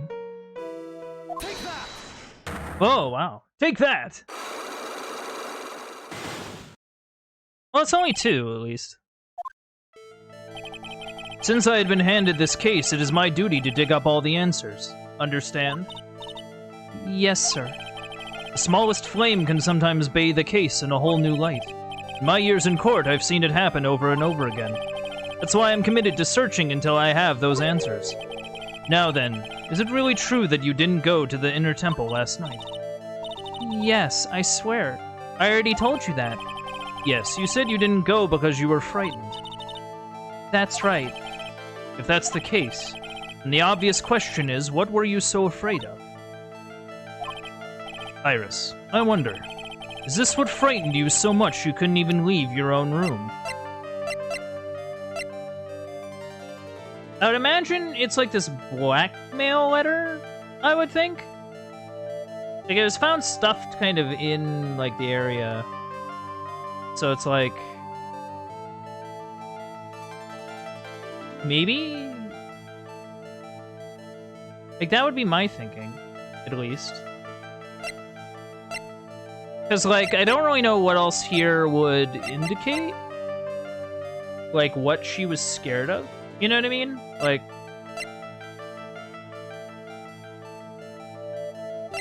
yeah, because I think it is this. I found this in the main hall. It is addressed to you. Ah, that's... Well, Iris? Why are you glaring at me like that? You were scared of the blackmailer who wrote this to you, is that correct? Oh. Was it the evidence or the power of my glare that broke that lock? Oh well, I don't suppose it matters either way. But, Mr. Edgeworth... Yes? I thought that letter was just someone playing a prank on me. A prank? Well, yes. After all, even I did have a secret.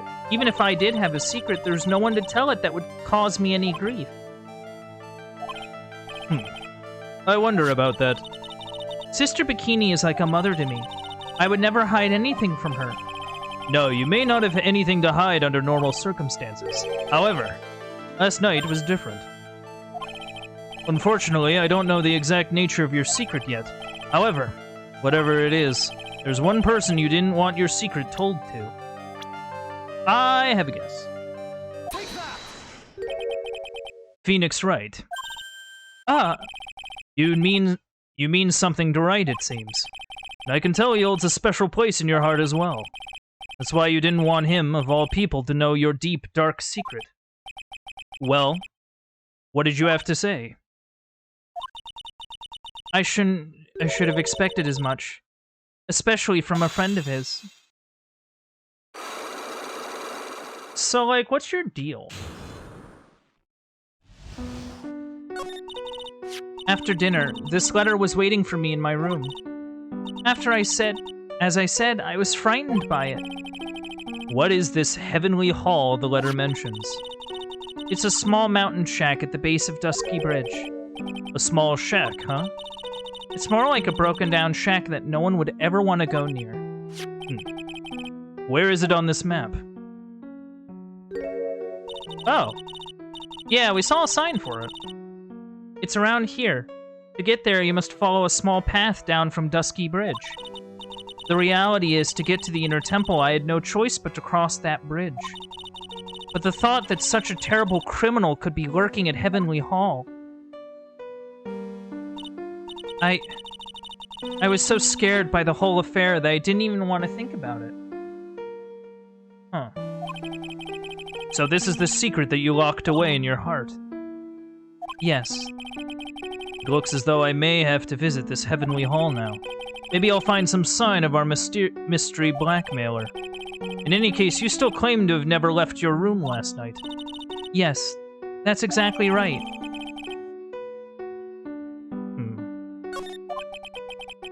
The trial starts tomorrow. I promise you, I will win. I'm going to win so that you and Phoenix Wright can see each other again. But when I do, you must promise me that you will tell him your secret. But it's pointless. Why would you say that? Because I may know who Phoenix Wright is, but he has no idea who I am. What?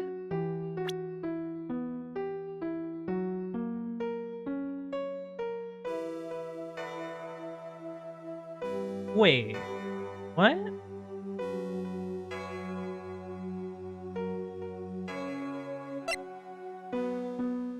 Something's going on.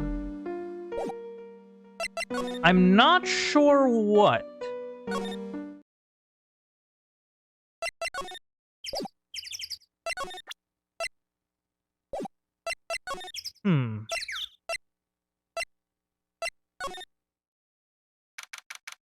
What in the... Are you for real right now? Whoa, not much of a view down here, huh? Still better than the view from my apartment, though. Someone's here. Hide yourself, detective. Oh, why? Why does this always happen? Whenever I find a girl I like, they always run away. I even chased one of them to Japan. Next is gonna be prison, I guess. Oh no. But I'll steal that detective's wallet. That'll get me locked up for sure. I can't do that to someone who looks like he's down on his luck. He's just talking to himself. Shh, be quiet and listen. I knew it. I shouldn't have done that. I blew it again. Done that? What did he do, I wonder? Hey, yo! Not what you just said. I got an objection. What the? Edgy, you dirty rat. Gumshoe, you oaf! Ugh. I'm sorry, sir. That was a weird pronunciation. I'm sorry, sir. Before I knew it, I was shouting objection. In a loud, commanding voice, too. I even pointed with my pointer finger. Look. Look at me do it. Yeah.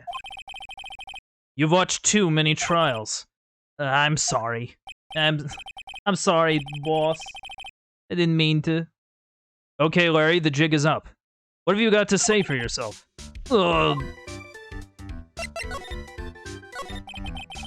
What is this little shack, anyway? Well, I just discovered it myself yesterday.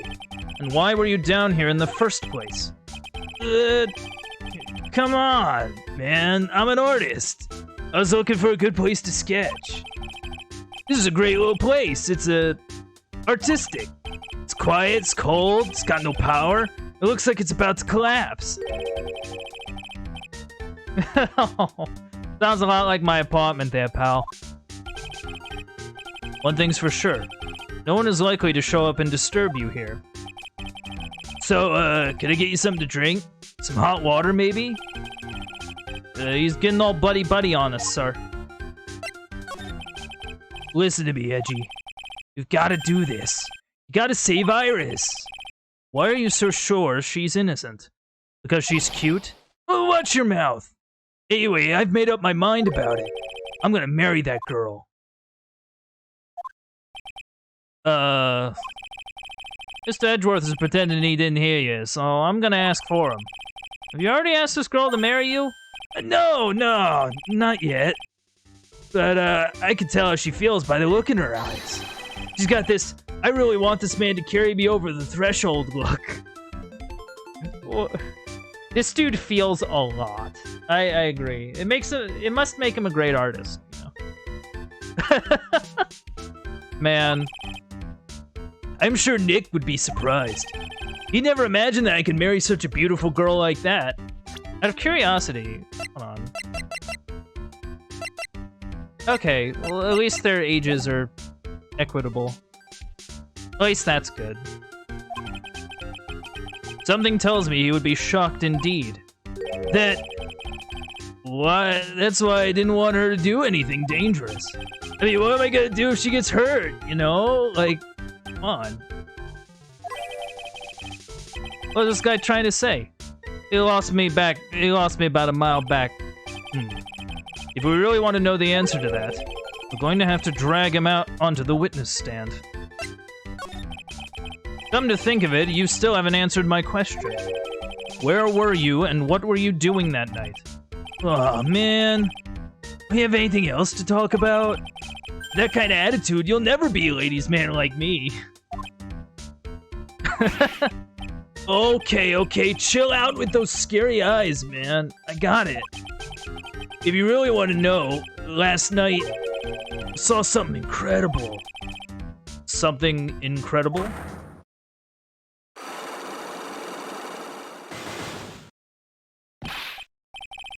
Yeah, but let's not talk about that now. Let's talk about the good old days. What do you say? Come on, I'll pour you a nice cup of hot water. Why hasn't he realized that I absolutely despise talking about the good old days, especially with him? We're gonna take a look around. Yeah, that river's... This is the Eagle River, sir. It runs pretty fast, so it doesn't ice over, even in the winter. If it had iced over, Wright would have been in some serious trouble. You're right about that. It would have landed on the ice and slid downstream to who knows where. Not exactly what I meant, but alright. Okay, so the river is not frozen. This I'm kind of curious about. That's a horrible graffiti problem you got there, pal. You don't know anything, detective. This is art. It's an expression of my bittersweet love for Iris. Larry, do you know what the difference between graffiti and true art is? It's how the artist himself defines it, right? I should have seen that one coming. Well, if that's the case, then all my lunchboxes are masterpieces too, pal. Yeah, your lunchboxes with, wieners and beet and rice. Yeah. Why do you still have these flags? What is this festive-looking ornament? It reminds me of art class in grade school. We used to have a lot of fun decorating the classroom with origami, remember? Lunch can be art. Yeah, exactly. Lunch can be art. Yum, hot water. Yes, very tasty hot water. So warm I can take a bath in it. Yeah. We used to have a lot of fun decorating the classroom with origami, remember? Well, Oh yeah, you were never any good at it. Right. Really? Yeah, this guy was so bad he couldn't even fold $1, let alone a crane. Everyone tried to comfort him, but he would just sit there sobbing. Really? I never would have expected. Be quiet already. I'll never forget the shame of that day. Why are you so dramatic? You want a crane? I can now make a perfect 1/4-inch crane without a single flaw. You know, Edgy, nothing for nothing, but a 1/4-inch crane without a single flaw is not easy. Yeah, that's quite a feat, Prosecutor Edgeworth. This is exactly why I hate childhood friends. Sure. So, like, okay.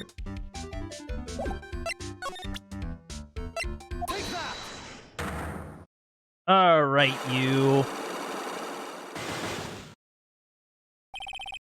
The night of the crime. Alright, now you're going to tell me what you really saw that night. Whoa, you're really upset, aren't you, Edgy? Okay, I'll talk. Huh? That was a bit too easy. Yeah, anyway, it was awesome. Never seen anything like it. At around 10 o'clock last night, it started thundering. I'd been sleepy. I'm not sure for how long. And suddenly, zing! Oh, the world in front of me went white. Like I'd just been slapped in the face by my old girlfriend Naomi. And then it was on fire. The bridge was on fire. Dusky Bridge caught on fire? Are you saying you saw it with your own eyes? Hey, why are you giving me the evil eye? I'm telling the truth. There are still 3 Psycho Locks remaining. It means he's still trying to hide something. By the way, Larry, where were you when you saw that happen? Where, you say? What do you mean? What do you mean, what do I mean? Just answer the question. I was in my own room by the main hall. Where else would I be? As usual, you're as transparent as an empty jelly jar. The problem, I suspect, lies there. There? What do you mean, there? It's impossible for you to have seen the lightning strike from your room.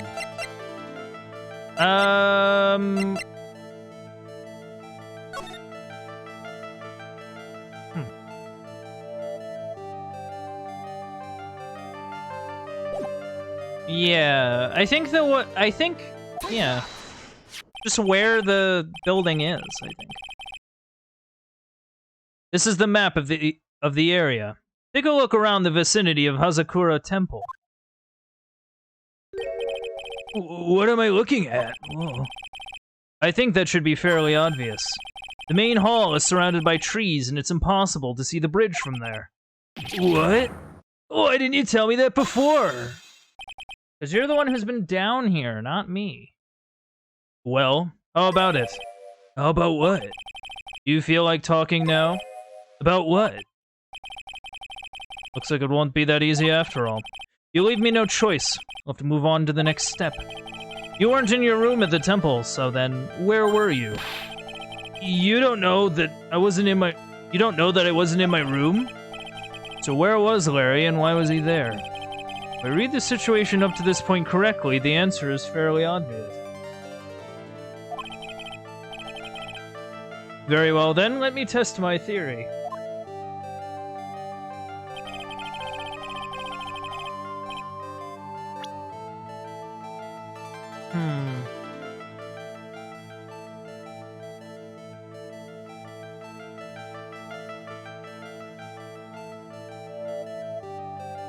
Wait.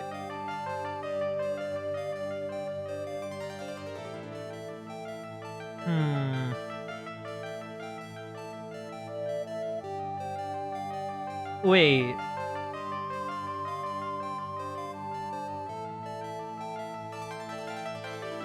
See, the thing is that during the night of, we found him up here. But, like... He didn't really seem fazed by, like, the bridge being on fire. He seemed kind of like, oh, yo, how's it going? Like, at no point was he like, dude, did you see that? That was so cool. There was, like, a lightning strike. It was awesome. Wait, no. I thought he did mention there was a lightning strike. You know...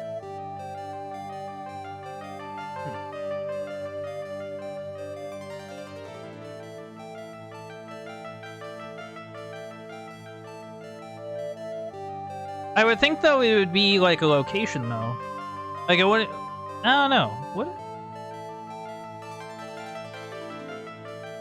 I don't think he would have been at the temple. It definitely looks like he's been hanging out down here for a while. The place you saw the lightning strike was naturally Heavenly Hall. Why would I be hanging out in this old shack? It's freezing cold. There's no electricity. It could fall apart at any minute. Larry, how do you know that anyway? How do you know there's no electricity? After all, it's not that dark yet. Uh-oh. In other words, you've just provided evidence to prove my theory. My theory that you've at least once in your life visited Heavenly Hall after sunset. I have to admit I'm impressed, Edgy. You're in a totally different league from Nick. That's nice. Now tell me, what were you doing at this cold little shack last night? That's what you might call a fair decor. I think you mean a fair decor. Cor? I don't know French. I don't know French, chat. I'm sorry. I apologize. Maybe someone knows more than I do. Could it be you were waiting for someone? Oh no! You really are one scary guy, you know. I believe that last night you were waiting for this person to come meet you. Yeah, I have a fair guess. There's only one person you'd wait for in a horrible place like this, Larry. But I told you before. Don't call me Larry. The person you were waiting for was Iris. Oh, suddenly you feel cold all over, Edgy. No doubt because of my chilly glare. So you think I've got the hots for Sister Iris, huh? Do you have some kind of evidence? You got something that proves I was waiting for her? Or are you just guessing? This is where I draw the line and end this ridiculous little game.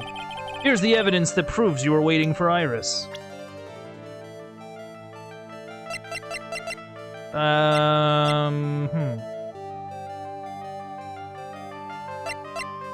She was frightened to leave because of this.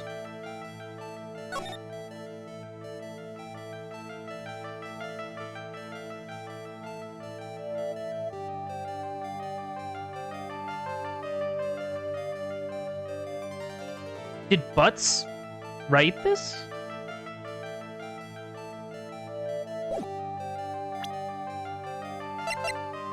Like, there's no other real indication. That's why I'm kind of wondering.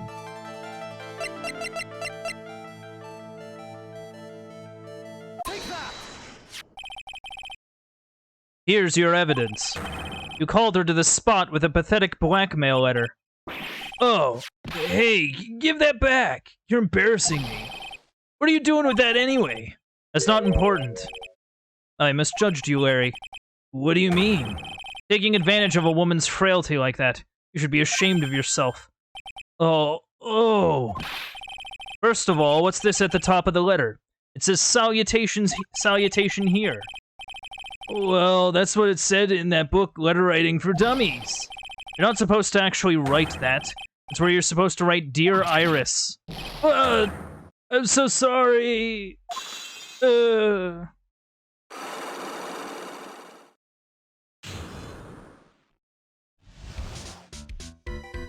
Okay, Larry, you're gonna lay everything down now.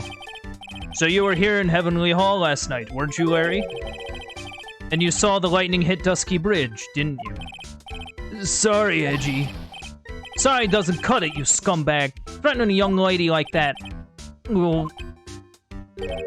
Wait, hold up. What now, pal? What are you talking about? What threatening stuff? I'll tell you what, you tried to scare Iris by threatening to expose a secret, pal. What do you mean, threaten? When did I threaten her? Unless you want your secret to be exposed. That sure sounds like a threat to me, pal. Blackmail, in fact. Give me a break. It's a love letter. Haven't you ever been in love? This is the worst love letter ever. Chat, if you write a love letter to someone, and it comes off like a blackmail letter, I think you've done something very wrong. If I'm being real. I think you've kind of goofed. I think you've... What did you just say? My love for her burns so hotly you can melt all the snow on this mountain. Oh? Then what is this secret you mentioned? Come on, Edgy. Don't you get it? Talking about the secret love between her and me. Obviously, she wouldn't want Old Lady Bikini to know about it, right? About our hot and sour, bittersweet love affair. What a massive dork. What a nerd. I love him. He's the worst. Alright, then why did you send a love letter in a business-like manila envelope? Give me a break. It's not my fault I didn't have any other envelopes. Yeesh. Why you so quick to apologize, pal? It's because Edgy gave me that scary look of his. What's wrong, Edgy? Why are you so quiet all of a sudden? That's it? That's what all those huge locks were about? I don't understand why you were so defensive. I don't know either, man. I guess the thing is, you shouldn't expect too much from a guy like me. Hey, come on, don't let it get you down. But Mr. Edgeworth, this guy's still hiding something, I know it. What do you mean, detective? Don't forget what this guy said just a minute ago. If you really want to know, last night, I saw something incredible. He's right. Larry? What? You're looking at me like a hungry dog that just found a bone. What was this something incredible you saw last night? You're going to tell me, Larry, one way or another. I already told you, didn't I? I saw lightning strike Dusky Bridge. Yes, and I believe it was the incredible sight you saw. But now that I think about it, something doesn't quite ring true. What does it? That's all there is to your story. Your heart wouldn't have had all those locks. Therefore, Larry, I do believe you saw something last night. Something more incredible than lightning. What? When? Where? Why? How? Hey, what do you think you're doing? If you hide anything from Mr. Edgeworth, I'll arrest you on the spot, pal. Oh my god, another one? Oh, are you for real? No! What's wrong, sir? Does this mean I have to do it all over again? Why are you glaring at me like I'm next to be hit by a bolt of lightning? I've just about had it with this Harlequin. If I really want to drag the truth out of him, I'll just have to drag him to the witness stand. To be continued. Wow. Do. Whoa. So this is interesting. Like overall, this is some interesting stuff. Who is Iris? What's her deal? Why does she look a lot like that Dahlia lady?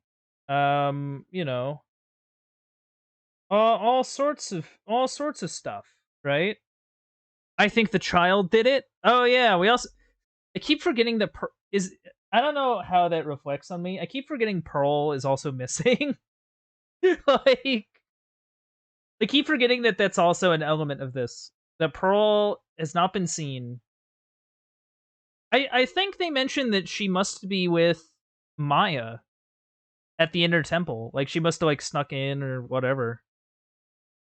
So at least we have an idea of where she is. But, like, I keep forgetting that, like, Pearl's hiding somewhere.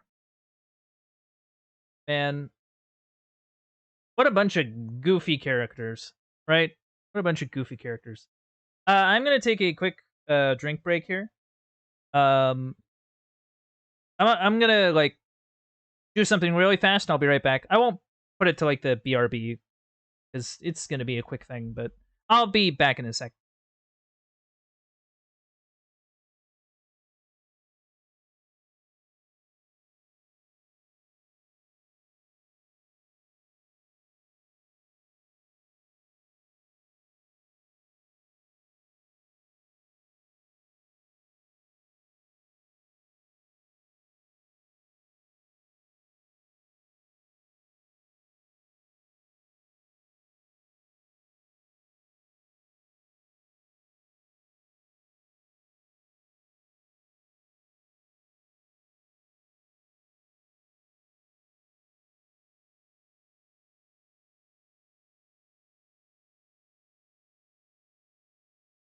All right, I've returned. Sorry for keeping you waiting, Chad. Told you it'd be really quick. No, don't get angry, Ghost. I don't want an angry ghost on me. Sour ghosts I can deal with. Angry ghosts, I don't know. I don't know if I can deal with angry ghosts. Angry ghosts are spooky.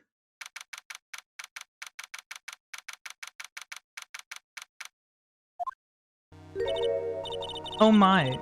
Mr. Loris feels that way about me? I will remain calm. Alright, thank you, Ghost. I appreciate it. Apparently, he isn't aware of your real secret at all. This is no time to be embarrassed. I'm sorry. I just... hardly accustomed to that sort of thing. Worry not. In any case, whatever it was that he saw on the night of the incident, mark my words, I will drag it out of him. Kicking and screaming if need be. Does that mean Mr. Mr. Morley... I keep wanting to say Maurice. Because, like, that feels like the natural thing to say, but it's Loris. Like, Lao and rice. Smushed together. Does that mean Mr. Loris is the witness today? No. I believe that none will be the first to take the stand. Sister Bikini. She claims to have seen the very instant in which you carried out the crime. I just want to ask you one last time. It really wasn't you who killed Miss Elise Jonin, correct? That is correct.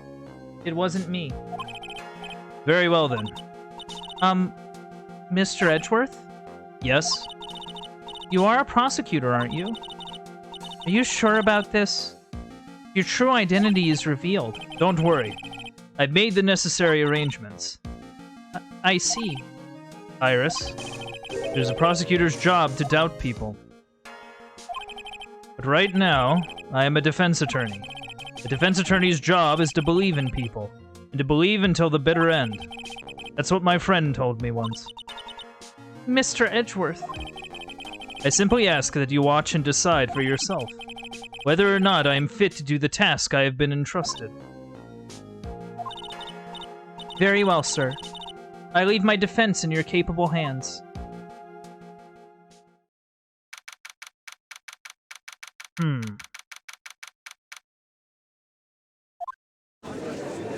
Oh, it's that one guy.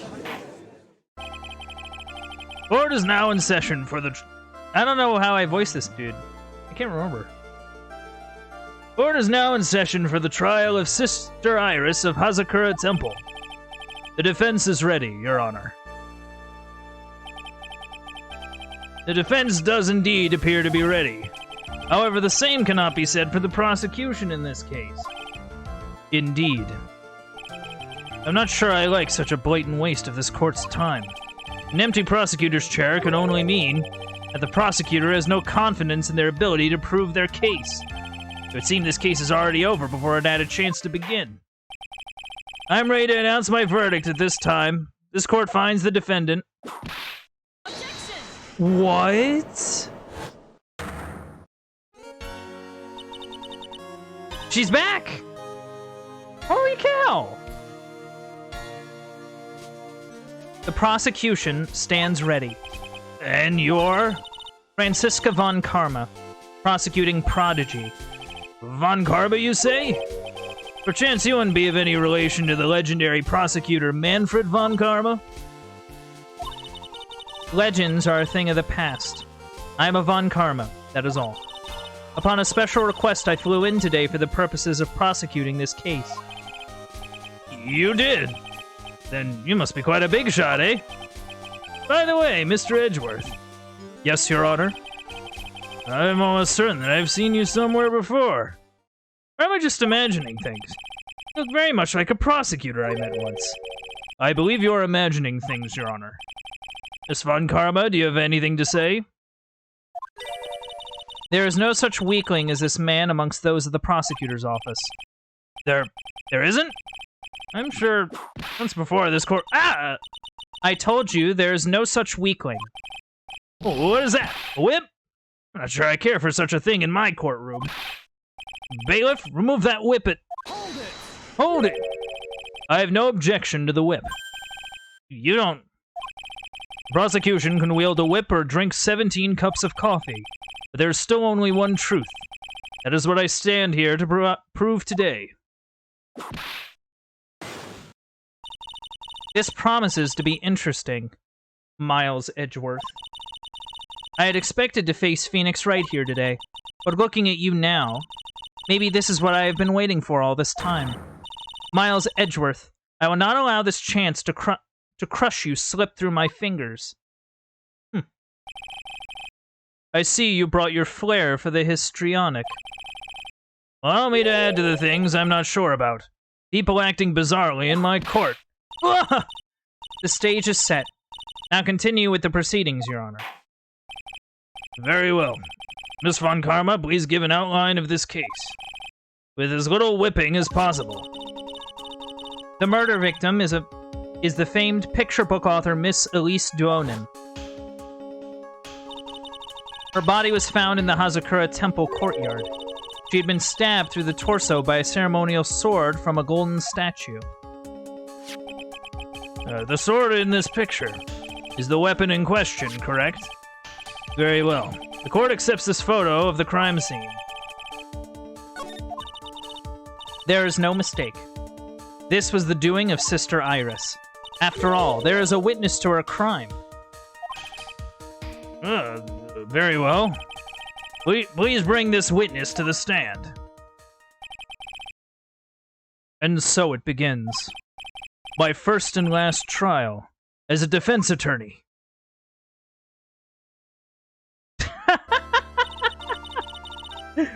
Oh, could someone get her, like, a box? Or, like, a stool or something? Come on. Oh, wait. Witness, state your name and occupation, please. Oh, hold on there. I'm not sure about being not sure if I care for this at all. Witness, please stand up nice and straight.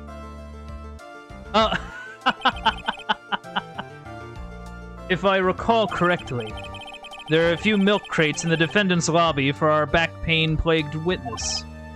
Bailiff, fetch a crate for this poor lady, please. We really gotta put that thing lower down on the ground. Once again, your name and occupation, please. Little old me. Well, I'm the head nun of Hazakura Temple on Eagle Mountain. My name is Bikini. You got it? Bikini. Nice to meet everyone. But you don't appear to be wearing a bikini right now. Ugh! The court is in the Garden of Holy Judgment. Those with lechery in their hearts should leave this sanctuary at once. You want me to leave? No need to get your bikinis in a twist. Let me tell you, I'm a sight to behold in summer.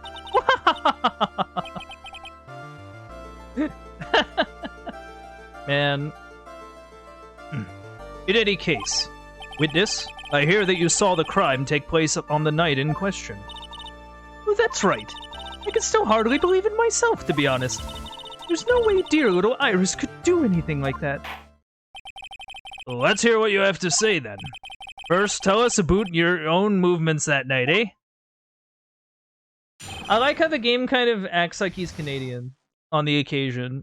That night, I was helping an acolyte with her training in the inner temple, but, well, as you can see, my back likes to act up violently. So I left Iris to help the acolyte and returned to Hazakura Temple. There's no bath at the inner temple, you see. I needed a long, hot soak. So it was after I had finished, just as I was heading back. That's when I saw it. So it was simply a coincidence that you found yourself returning to Hazakura Temple? Yes, you could say that. If my back hadn't been in so much pain, I would have stayed at the inner temple. That sounds like a pretty important statement she just made. There is one problem with this testimony that I can see. And you're not about to fall at the first hurdle, now are you, Miles Edgeworth? Mr. Edgeworth, please begin your cross-examination.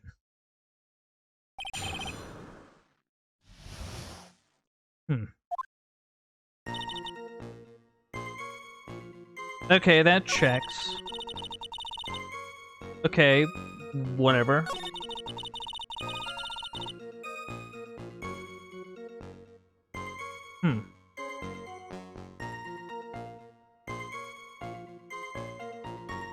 But that's not what Iris says, right?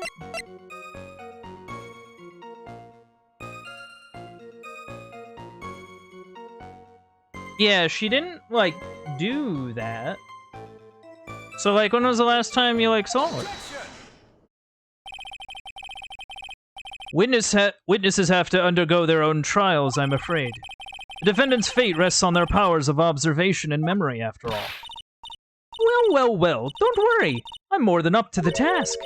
I'm a woman of faith, after all, the head honcho of Hazakura Temple. In that case, Miss Honcho, I'd like you to explain something to me. The discrepancy between your testimony and that of the defendant, Iris. She claims that after ringing the lights-out bell, she went back and stayed in her room. Which means she did not go to the inner temple at all. No! She said that? A defendant or a witness? Who is more likely to lie, do you suppose? The defendant is simply lying to cover her back. Objection. But that is completely illogical. The murder was committed in the courtyard of Hazakura Temple. Claiming that she went to the inner temple would make for a much better alibi. But that is odd. Whatever the reason, I can't believe that she would lie. She does indeed have honest eyes. Ugh. All people lie. That is my belief. Why am I the only one being whipped in here? Anyway, neither the witness nor the defendant have any reason to lie. Which means, you must call your memory into question. Dear, dear, dear. You're older than me, yet you want to play that game, do you? Well, that isn't exactly what My memory is perfect. Crystal clear, especially in winter. Then I suppose it's too early to end this cross-examination, eh? Mr. Edgeworth, if you are going to question the memory of this witness, you will need to show me a more decisive piece of evidence. Understood, Your Honor. I was naive to think that alone would do the trick. And please add your comments about Iris to the testimony. Now let's return to the cross-examination.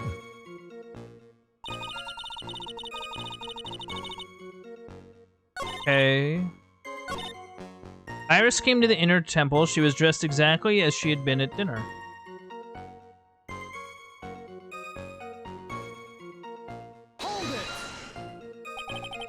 Are you sure that you're not making a mistake? You, young man, need to get your estimation of me up from the floor. Ugh. Iris always wears the same clothes. The smallest thing out of place would have stood out like a sore thumb to me. You're making a mistake. Thinking I made a mistake. An excellent finish there, witness. Still, I have to wonder. Yeah...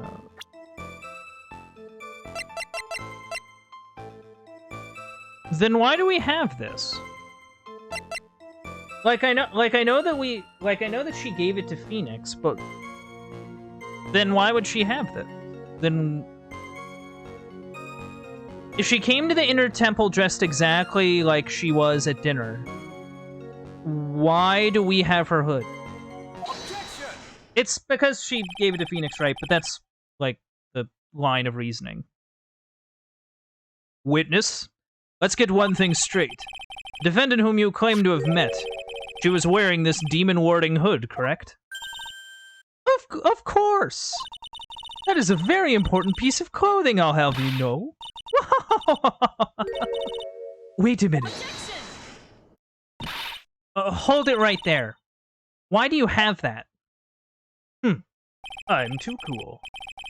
That's the question of the day now, isn't it, Miss Von Karma? I'll have you know that this hood was given to someone as a gift that night, before the lights-out bell was rung. What? You know where I'm going with this, don't you? If the witness had seen the defendant as she claims, then the Iris she saw should have been missing this very hood. Well, well, well! That is quite a few crates. It's not a bad feeling at all, exposing contradictions like this. Now I understand that happy look on Wright's face every time he does it. Order in the court!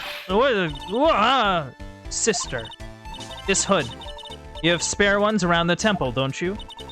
Spares? Well, I do tend to make too many of them. I see. Stockpile. Surplus of hoods, eh? Each nun is only given one hood. This should be the only hood that Iris owned. Then this is quite strange. If there was a surplus of hoods, then she could have worn one of those. There is no contradiction here.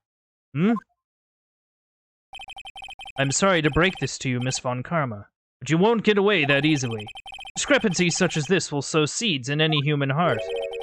The seeds of doubt. Witness?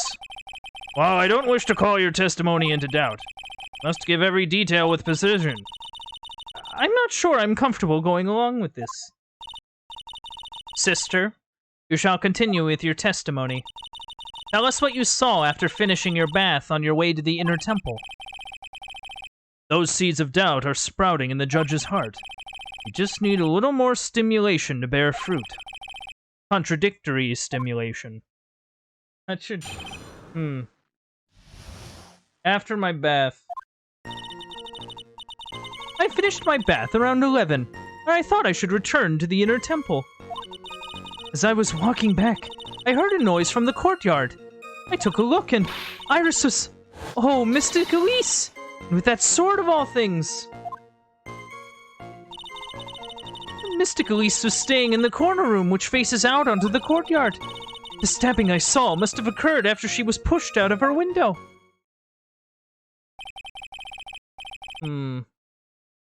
You saw a truly terrible sight, didn't you? If I was in your place, it would be much like Miss Von Karma whipping Mr. Edgeworth in two in court, and me seeing it all from this very chair. Well, something like that.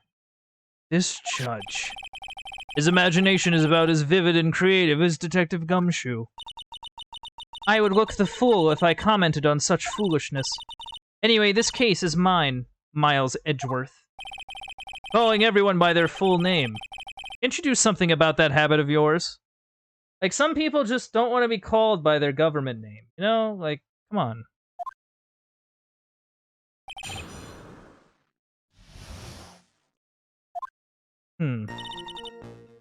Okay, and I thought I should return to the inner temple, but that kind of checks. Walking back, I heard a noise from the courtyard. Took a look, and Iris was, oh, with that sword of all things, staying in the corner room. Yeah, that we kind of figured out on the scene. That checks out.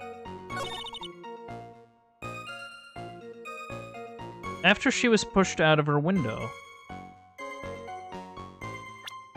Well, isn't that kind of what we came to, though? Like, what's the autopsy say?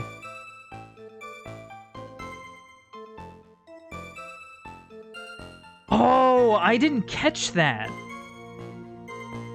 So she died and then fell. So she died in her room. Like, that's what that would have to be. Like, whatever fall she took happened after she died. So she might have got, like, hit with something or stabbed and fell. And just fell out her window.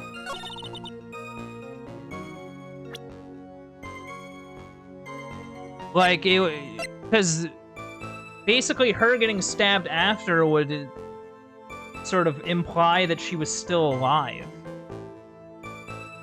Yeah. Impressive logic. That's what I'd like to say, anyway. Oh, please, do! My brain is something else, especially in winter. However, I think you are overlooking one thing. Miss Von Karma, would you be so kind as to take another look at the autopsy report? The autopsy report? The victim did fall from a height of 10 feet. However, this fall was after she was killed. Ah! That's right. It says after death right here. Yeah. The scene the witness claims to have seen is contradictory. If the defendant stabbed and killed the victim there in the courtyard, how did the victim then go on to take a 10-foot fall? Ah! Yeah. Oh, order! The victim was killed and then fell. If that is the case, then the victim must have been killed in her room. Don't you agree? that is the logical conclusion. Yes, that's right. The victim must have been stabbed by the defendant in her own room, and she was then thrown out of her window down into the courtyard below. Objection. Were there any signs of a struggle in Miss Jonim's room? She was stabbed with a sword. That would leave a blood stain, wouldn't you agree? Well, Miss Von Karma, was there any blood? Was there blood? No traces of blood were found in the victim's room. Your whip has just caused traces of blood to be found on my glorious playoff beard. The playoff beard. Is that what we're calling it? I believe that's a, oh, don't shave until we win the Stanley Cup or whatever. Okay. However, if there was no blood in the room, then you're I'm sure there's no need for me to go over this, as I'm sure Your Honor is well aware of when a stab wound produces the most blood. When it produces the most blood? Yeah, when it's removed. Basically. That's why medical people tell you, hey, if you get stabbed, or like you have some sort of puncture, leave it in if at all possible. Because if you take it out, you run a greater risk of just bleeding out everywhere.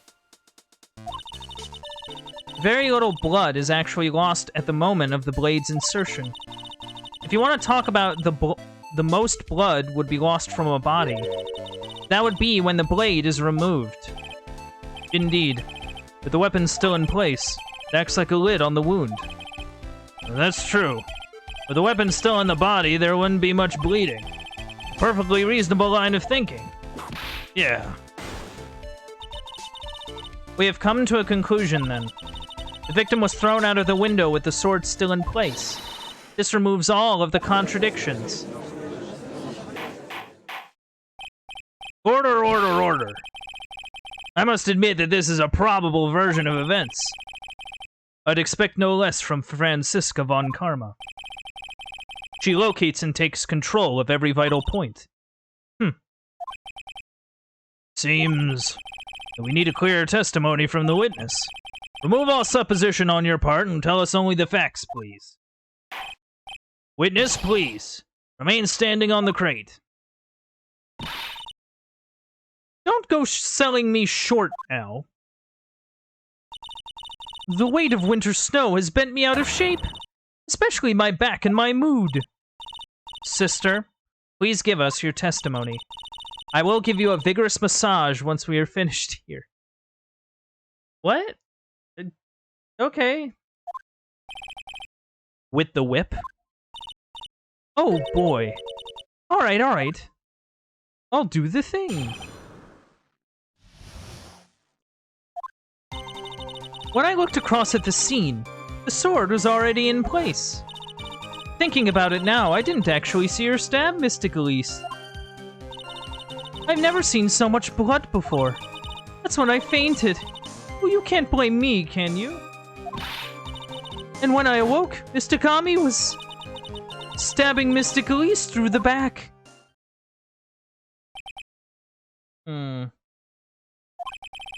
This all confirms Miss Von Karma's theory. Von Karma strive for nothing but perfection. Putting together such facts is nothing for me. You should know that, Miles Edgeworth. Perfection is an impossibility, Franziska Von Karma. And I'm here to teach you just that. When I looked across the scene, the sword was already in place. So you didn't actually see her stab... Okay.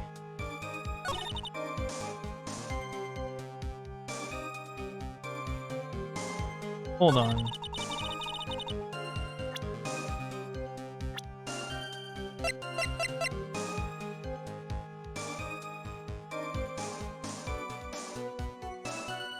I don't know why you would call her Mystic, though.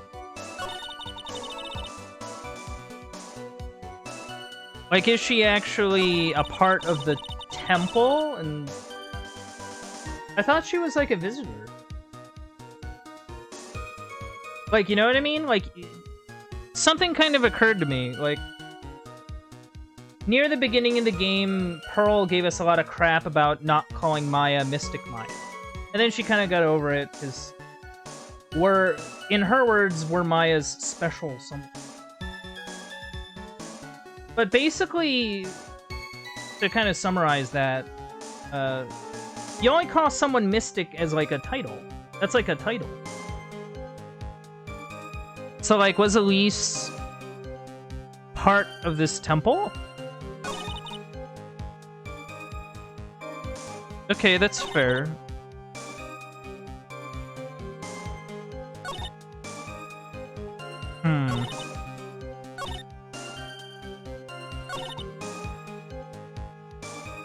See, the fact you didn't actually see her, like, stab them is not great.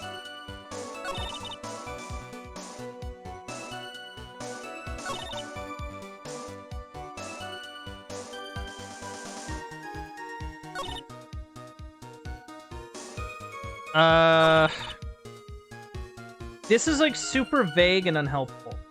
That's sort of my thing about this option. That's pretty straightforward, but I don't really have any way to kind of contradict that. This is true, I believe. I also think that she's right, kind of in this sense.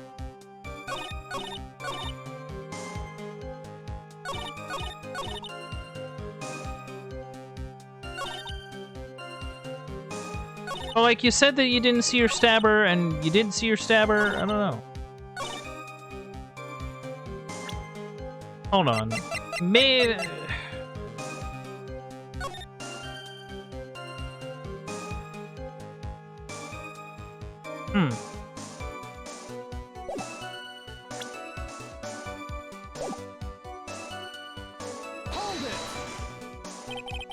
So you're saying that you saw the victim's blood? That's right! Some of it had splattered onto Iris, too. Oh. That's news. When the defendant was arrested, she was meditating in her room, and her blood-flecked clothing was neatly folded in the corner. What? Her clothing were blood-flecked as well? That seems quite conclusive to me. What should I do? Press the point further? Yeah, we need to press kind of further on this. Going back to your previous statement, you said that you saw a little bleeding when the victim was stabbed. But now you say you saw the victim bleeding? Well, well. I say that what I saw is what I saw. What did you see? Maybe I didn't see the poor woman get stabbed, but I saw the girl pull the sword out of her, plain as day. Pulling the sword out? Well, it wasn't exactly pulling. It was more like it came out. Witness, you'll add this statement to your testimony. Oh, was that important? More important than you can imagine.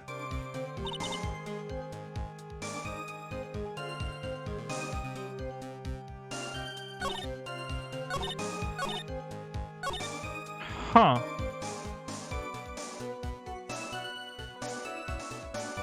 Plunged into the hilt? Wait. Well, that ain't right. See, the hilt of the sword is the pointy bit near the handle. The hilt is basically meant so that your hand doesn't slip and, like, catch the blade. At least to, like, normal swords. This isn't really, like... This is a sword for a statue. It's not, like, a real sword. Yeah, that's a problem. Also, it's full of prongs. It's the way that it's designed kind of makes it kind of tough to pull out, I would imagine. Yeah, like... Sister Bikini, you are a reliable witness. At least I'd like to think so. But there are too many contradictions here. What do you mean? You make it sound as though I'm a liar. But you're a handsome young man, so I'll forgive you. What contradictions are you talking about? In the scene that the witness claims to have seen, the weapon was thrust up to its hilt into the victim. Furthermore, the killer withdrew the weapon smoothly from the body. However, both of these are complete impossibilities. Yeah, I mean, look at these. Look at this dumb thing. What do you mean? Please explain yourself. To start with, do you think it would be possible to stab someone to the hilt with this? No matter how I look at the defendant, she doesn't appear strong enough for that. Yeah, that's also true. Doesn't appear? What meaningless dribble. I, too, may appear to be weak and frail, but I can crush men under my heel and make them weep. Should I choose, so choose. The objection stands. I wept a little back there, I must admit. I did cry a little bit. Just a little. For me. That isn't the only issue here. If the sword was truly stabbed into the body up to the hilt, well, just look at all the branches on it. It certainly wouldn't come out smoothly. We also have the problem of the amount of bleeding. It's true that when a blade is left in a body, it acts as a plug of sorts. Crushing men sounds hard. I mean, yeah. You know, I bet it matters who it is, if I'm being honest. I think it matters who the guy is, ultimately. Like, I mean, I don't know. Maybe some guys are into that. I don't know. However, when the weapon is shaped like this, it's an entirely different story. The wound would be too large for the blade to completely stop the bleeding. That's nothing more than conjecture. In reality, the victim was stabbed with the Shichishido. Right. Even a weapon of this nature may still sometimes slide out smoothly, and may still sometimes stop the blood loss. I'm not finished. There's still one more conclusive contradiction. You still got more? This one is simple. If this sword really was thrust in all the way to the hilt, why is there only blood on the tip of it? If this witness is telling the truth, then there should be blood along the entire length of the sword. No! Order! Bravo, Miles Edgeworth. Raising this many contradictions from a single piece of evidence. All the other attorneys I know could maybe manage one, if that. What does this all mean? You've proven contradictions regarding the murder weapon, but having come this far, there can only be one answer. And that is... the weapon used to kill the victim was not the Shichishido. What? A foolishly foolish idea born from the foolish mind of a foolhardy foolish fool. Try saying that 5 times fast. Well, let's examine this again. Was it that made us think... What was it that made us think this sword was the murder weapon? Well... it's because Mr. Kami was holding it. Exactly. However, if you reflect on this, that is the only basis we have to assume such a thing. The impression left by the scene was just too strong. That is what influenced us. It influenced us to believe that this Shichishido was the murder weapon. Order! Order! Order! So maybe the Shichishido was not the murder weapon. Even if that is the case, it changes nothing, Miles Edgeworth. The sister here saw everything. She saw the defendant stab the victim with a sword-like object. That's true. Your response, Mr. Edgeworth? If that is so, I'd like the prosecution to answer the obvious question it raises. The obvious question? Yes. Namely, where did the real murder weapon disappear to? It goes without saying that the police searched the main hall and the surrounding area. Perhaps the prosecution can enlighten us as if a sword-like object was found. That's... Answer the question, Miss Von Karma. No evidence of that kind was found. Well, she could have threw it in the river. I'm just saying. I'm not gonna... Don't stop them from making mistakes, but that would be, the obvious thing, wouldn't it? She just did the whole murder thing and then threw it in the river. The river has a strong current. It would have carried it away and gotten rid of it. It's like the easiest thing in the world to get rid of.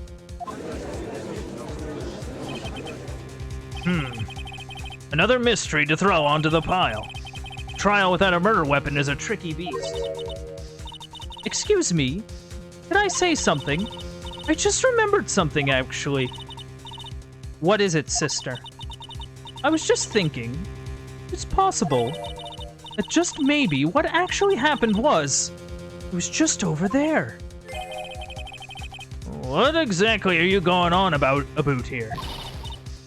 The murder weapon, I mean. Maybe. I think I might know where the sword was disposed of. You what? Well then. I think we need to hear testimony from you one more time, sister. Impossible. What else? What else could this old woman have seen?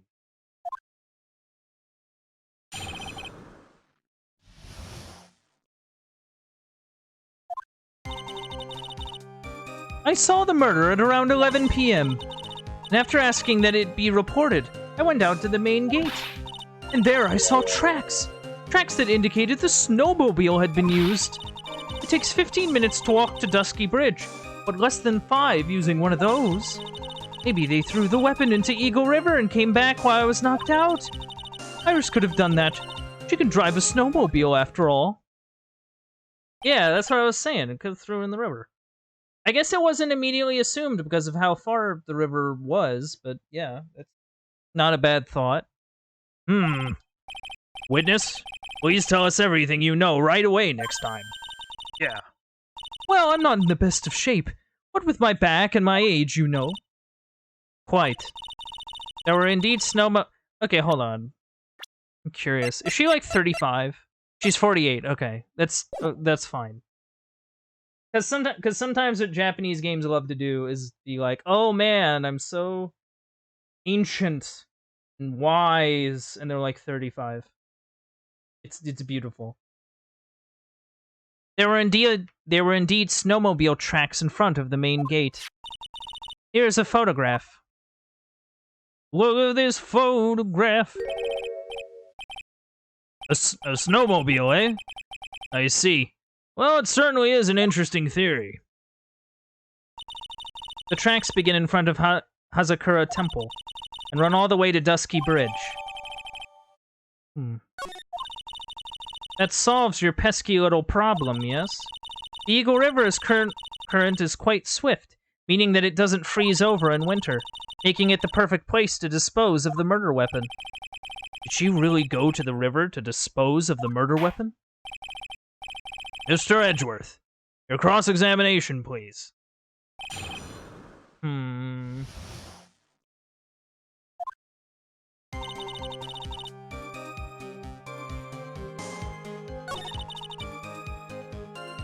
Went out to the main gate.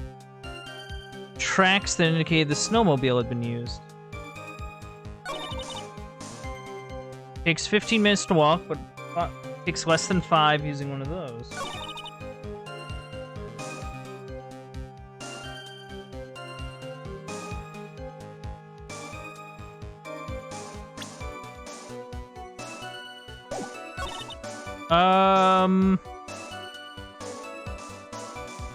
Yeah, I don't really doubt Iris's ability to drive a snowmobile. Came back while I was knocked out.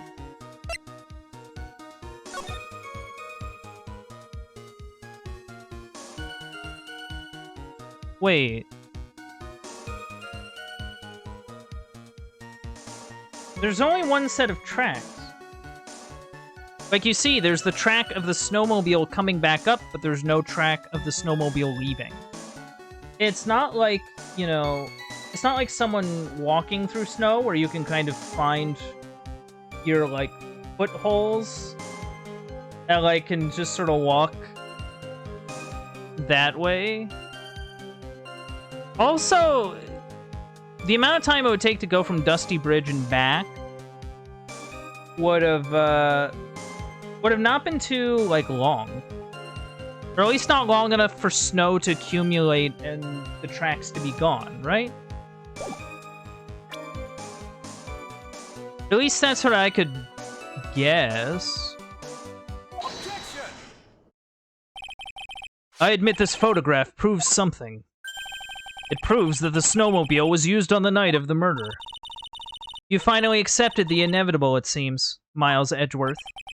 However, if what the witness says is true, then why is there only one set of tracks?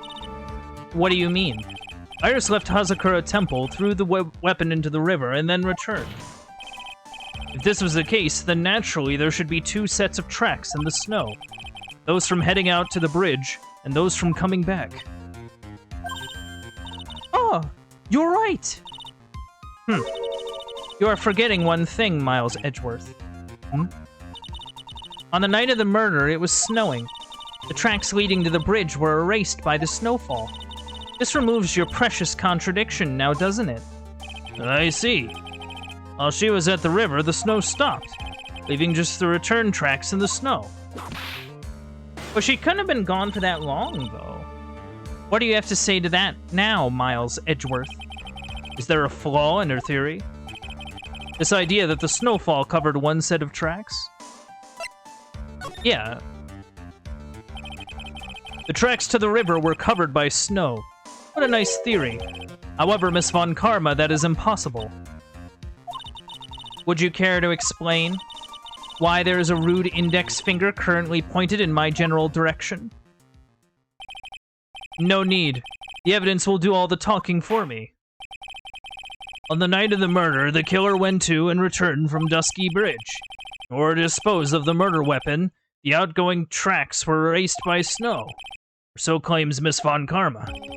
Mr. Edgeworth, present your evidence to the contrary, eh? Evidence that the outgoing tracks were not covered by snow. I would guess it's the weather report, right?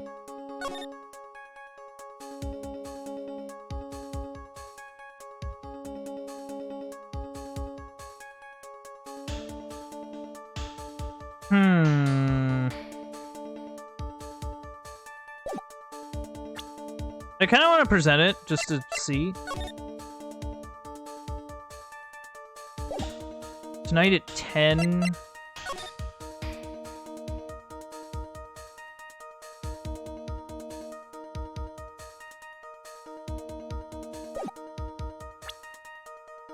I want to say it's this? Yeah. I'm not sure what exactly the contradiction is in it, but that's the only thing we have related to, like, the weather at that time, so we'll figure it out. Witness, please tell us again what time it was when you witnessed the crime. Like I said, it was around 11. Ah, okay.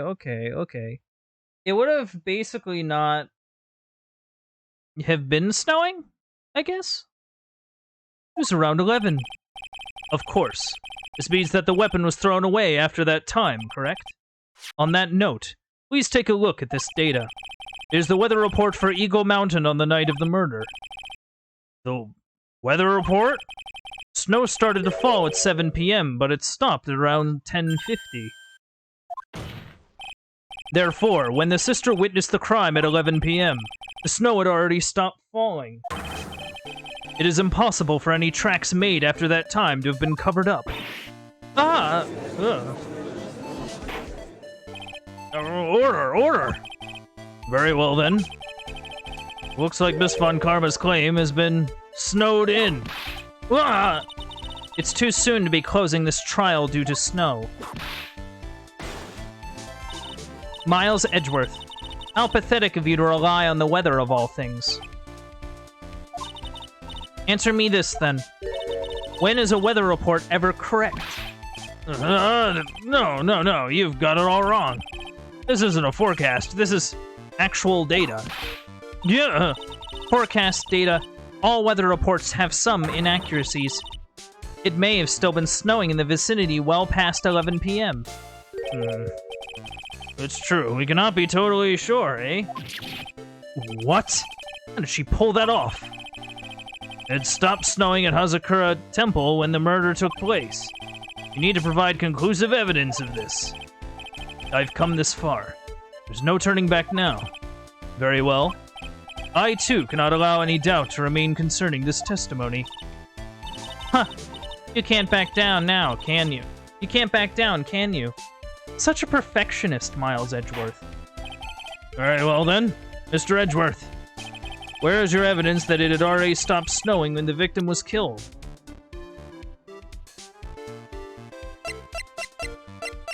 I want to say it's the crime scene.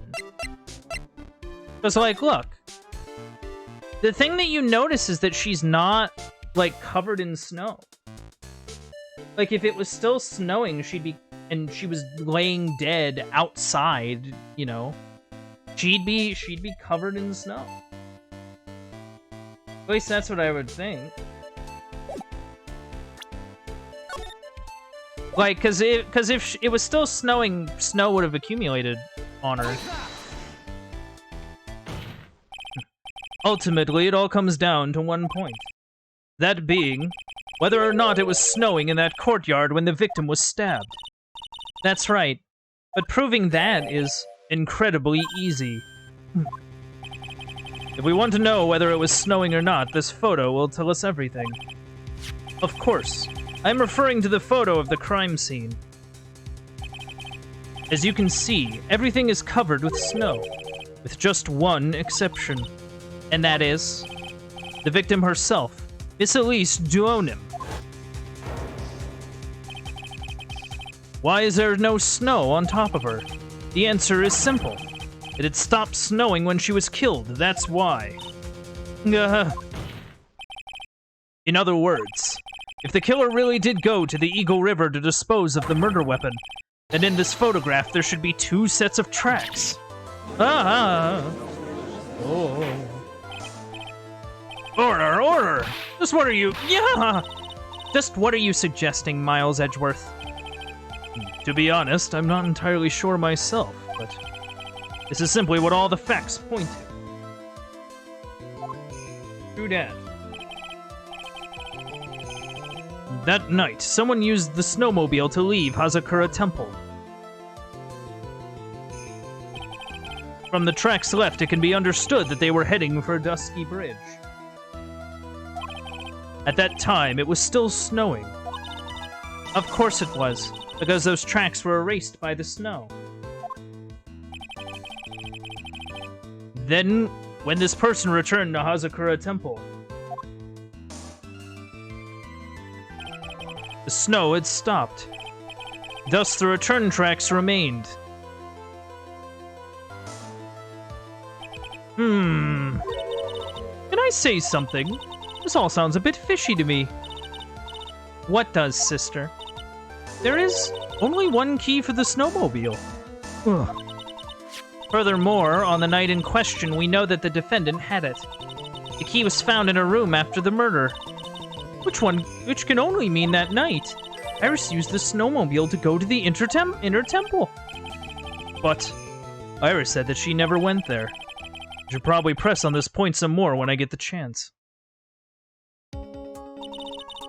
The snowmobile can't cross the suspension bridge, so she must have left it on the Hazakura side of the bridge and crossed on foot. That sounds right. But what's odd is, when I left Iris and returned to Hazakura Temple, I didn't see anything near Dusky Bridge. You must have just failed to see it, sister. Maybe, but when I made it back to Hazakura Temple, it was there, by the main gate. The snowmobile, I mean. I know what I saw. It was covered in snow, too. But that isn't possible. Yeah, something weird's going on. Order in the court! What does this all mean? So then what was the snowmobile used for? It wasn't taken by the defendant when she went to the inner temple. If it had been, then the witness couldn't possibly have seen it by the gate. Furthermore, it wasn't used by the killer to dispose of the murder weapon. If that was the case, there should be 2 sets of tracks in this photo. All we know is this. After it stopped snowing, someone used the snowmobile to return to Hazakura Temple. I never thought a simple snowmobile could cause so much trouble. I know, right? Jeez. I think we've learned all we can from this witness. Yes, yes. I've nothing more to add. I told you everything that I know. But then, it still leaves us with the same problem. If only there was someone, a witness who could testify to having seen the snowmobile. A witness, huh? Was there no one out walking perhaps near Dusky Bridge on that night? I don't think that's likely. It was cold enough to freeze your ears off. Only an idiot would go out wandering in that. Unless say it's something really important to do. That's a shame. Hold on. I know an idiot. Something is coming to me. An idiot may well have gone wandering out on that subarctic night. Your Honor, actually, there just might be one individual who may be of help to us. Really? You know of someone who might have seen the snowmobile on the night of the murder? I don't know for sure if he saw it or not. There are two things about him that do come to mind. Which are? First, that he saw something incredible on the night of the murder. And the second being? The individual that I'm thinking of went wandering outside on that cold night. In other words, he's our kind of idiot. Mr. Edgeworth, who's this idiot you're talking about? Alright, Larry. My friend since grade school. I don't remember how we became friends, though. It just kind of happened, you know? This guy must be a product of Jean-Luc de Leduc's Guide to Obnoxious French Painting. This is Larry Butts, disciple of the victim Elise Donin. Our student? Interesting. Why was he wandering about outside on the night of the murder? That's... I could tell them all about his designs for Iris. It may cost us his credibility as a witness, before I even call him. He is, after all, an artist. He was perhaps searching for something in the snowy scenery that would move him, although I cannot guarantee that this is the reason. And so, this unfortunate, unreliable-looking man, what exactly was it that he saw? I intend to extract that from him, right here in this courtroom. Summon this youth as a witness immediately. I have no choice, do I? I believe he is in the gallery for this trial. It will not take long to summon him. Very well. Larry. You may have escaped me yesterday, but today I'm going to get everything out of you. The court will now adjourn for a 20-minute break. Miss Von Karma, please see to preparing the next witness. Understood, Your Honor. Good. Well then, court is now in recess.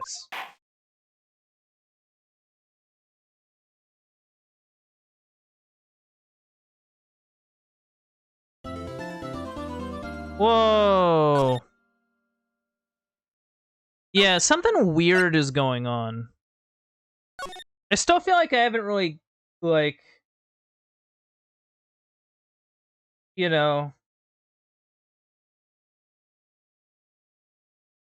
I'm still, like, you know, not sure what exactly we're missing here. I don't know. Like, it's just sort of interesting, you know what I mean? Like, I'm kind of wondering. I'm curious. Like, because, like, the snowmobile's weird, and, like, the whole thing with the lightning, and, like, how does someone decide that, like, it must have, I guess it must have been big enough, like, the thing I don't get is why you would stab someone with a sword that big and, like, that impractical, right? Especially if you're stabbing them indoors, right? Like,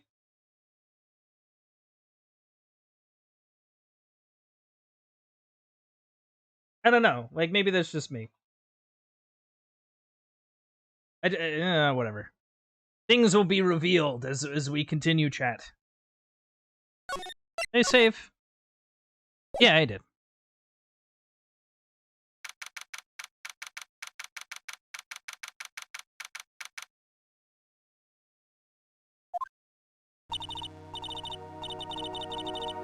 Excuse me, Mr. Edgeworth? I'm not really sure what to say. Iris, we only have 20 minutes. There are two things which I need to ask you before we reconvene. Alright. I'll help you any way I can. First, about that night. You really didn't go to the inner temple, correct? The last witness claims to have met and talked with you in the training hall. Either you or Sister Bikini is lying. Mr. Edgeworth, it is just as I said yesterday. Until the incident occurred, I was in my own room, in Hazakura Temple. Very well. The second thing, then. That night, the temple snowmobile was used in between the time Sister Bikini returned to the main hall and when she bore witness to the murder. Sometime between 10:30 and 11 p.m. that night. Were you the one who used the snowmobile? Yeah, like, what's the deal? There is only one key for the snowmobile. The only person who could have used it was me. So it was you. But why? What made you go out to Dusky Bridge? I'm sorry, Mr. Edgeworth. Oh, more locks! More locks! Everyone with their stupid locks. Iris. I can't tell you about that. Yet. Yet? Not until her safety is confirmed. Her? The safety of the Acolyte. The Acolyte, huh? Oh, she must mean Maya. You must be talking about Maya. Yeah. Iris, look me in the eye and tell me the truth. Did you kill Elise Duonim? No matter who or what may come, I could never take a life. Huh. Who are you? Like... As I thought. No psycholocks. Very well. It is my job to get to the truth. You'll discover this for yourself soon enough. Fascinating. Good, whatever. Court will now reconvene. Miss Von Karma, where's the witness? During the break, a man was detained for suspicious behavior in the gallery. Suspicious behavior? He was sketching something. Very intensely. Dare I ask what the witness was sketching when he was detained? He drew a terrifying woman armed with a demonic face and a vicious whip. I can only presume that his intention was to capture you. Ah! Anyway, it's time to drag this pathetic excuse for an artist before the court. Laurice Donim, I hope you're ready. Get in here. It would seem that whip is going to see plenty more use today. Oh, man. Ouch! Your sketch is in contempt of this court. Hey! I was just artistically rendering. Ouch! You tried to run away from the bailiff who was trying to hand you your subpoena, correct? Look! I'm nothing but a fledgling artist, training out in the mountains. Oh, I'm only down here in the city because I ran out of green paint. Well, to use the technical term for the color, Viridian. Larry, this isn't an art store, now is it? I know! I graduated junior high, okay? God. Look, art is all about working in the fields, isn't it? Working in the fields? I presume he wanted to say field work. I hope. That's it. Thanks, buddy. It's kind of sad that I was able to understand his mangled train wreck of a sentence. I just happened to stop in here and found a wonderful new model. So see, I've got nothing to do with this trial at all.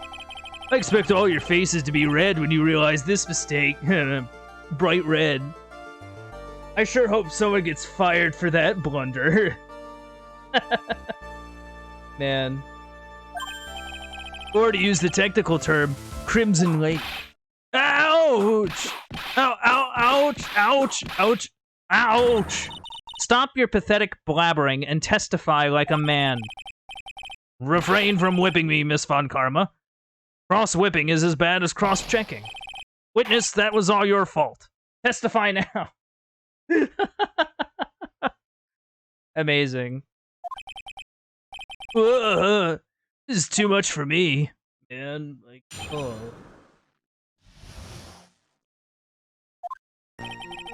I was at that lodge out in the mountains, looking up at the stars that night. I walked to the bridge a number of times, but I didn't see a snowmobile. I didn't see anyone at the bridge that night either. That girl I was waiting for didn't show up. My teacher died on me. I'm all alone now. Aren't I edgy? Witness, please refrain from talking directly to the lawyers during your testimony. I'm just a nobody. Nothing but a small, worthless man, aren't I? Why wasn't I asked for my name and occupation or anything else? Mr. Edgeworth, this man seems to have quite a severe inferiority complex. He's recently been the cause of numerous incidents. I think he finally realized for himself just how much of a nuisance he has been to other people. Yeah, that's right. I'm behind everything, every case. Watch out, okay? Just touching me will make you eternally unhappy. Well then, let us proceed with the cross-examination. No touching, thank you. We can delve into other details at a later time. Yeah. Ugh. Was at the lodge in the mountains looking up at the stars that night. I walked to the bridge a number of times, but...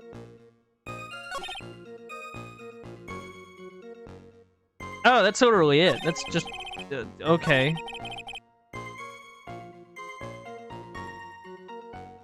So...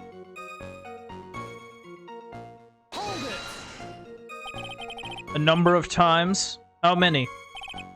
Maybe like 5 times? I went once every 20 minutes.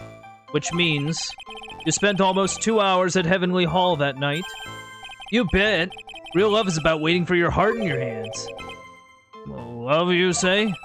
It was this man's intention to summon the defendant to this small shack, using this blackmail letter. Blackmail?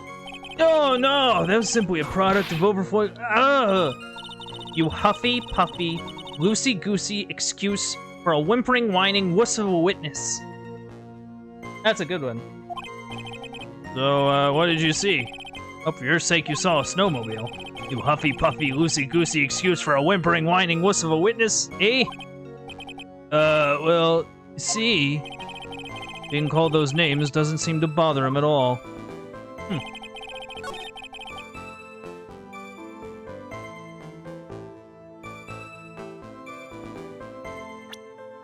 Wait. No, you saw someone. Phoenix told you to call. He ended up calling us. At some point. Yeah, like... Objection! Yeah, you saw him fall off a bridge. Larry Butts. I can understand why you might want to throw your old life away. You're pretty pathetic, and you cause all sorts of trouble. I'm sorry. But, having realized just how much of a nuisance you've been, it could be considered a step in the right direction. Edgy, are you trying to console me? Certainly doesn't sound that way to me. However, I cannot forgive you for simply turning away from the incidents you create. You're totally pinning this on me. Now then, let's talk about the night of the murder. Sister Bikini, after seeing the murder take place, asked Phoenix Wright to report it. Thus, he headed for the public phone by the bridge. There he happened across a certain nefarious individual. You, Larry Butts. Yeah, that's right. Me in the flesh. Listen carefully, witness. Doesn't matter if you change your name. So long as you remain pretty pathetic, you will continue to cause these incidents. That reality will not change. But what do you want me to do then? Larry, what you need to change is your inner self. But for now, what you saw that night, testifying truthfully about this one issue, is all I need from you. Edgy, I think I've finally woken up. Well, I guess I could still be sleeping. But anyway, I'll do it. I'll testify. Well, I'm not sure this will go especially well. I'll ask again then, witness. What did you see on the night of the murder? Come on, Butts. Be better than not. Come on, Butts. I believe in you.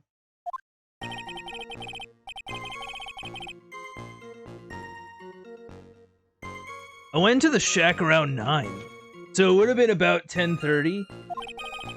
I was lying under my bedding when a white flash almost blinded me. I looked out the window. The dusky bridge was on fire. There was still some thunder, but I went right away to check it out. That's when I ran to Nick. Yeah. Nick's my bud. You certainly saw quite a lot, didn't you? So, what happened to the bridge after it caught on fire? It was like me after a 3-day stint chasing a girl. It totally burnt out. Like, almost totally gone. I mean, trying to cross the burning remains was what caused Nick to fall. What did you just say? Oh, don't worry. It's nothing life-threatening. You just caught a cold. I never know with that man if he should be called lucky or unlucky. Now, Mr. Edgeworth, please commence your cross-examination.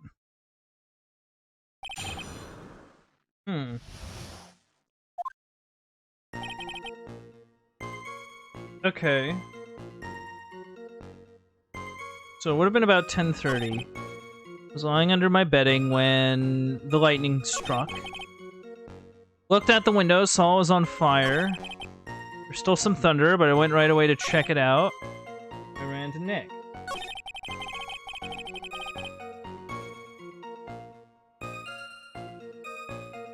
Okay, when you say right away, do you mean like right away? Like did you have to like put on clothes? I mean, it is really cold. So maybe like you had to put something on? You said right away. But exactly how long after the strike was that? The lightning fell, and then the bridge caught on fire. Like, oh, maybe like 5 minutes. I mean, I suddenly thought, gotta check it out. Gotta check this out. How far is the small shack you were in from the bridge? Hold on. It had pretty much stopped snowing. It was about a 5-minute walk. And how did Dusky Bridge look when you got there? Like I had recovered a piece of my childhood. I mean, not even the bonfires kids made during school camping trips can compare. Well, should I press him for a little more info?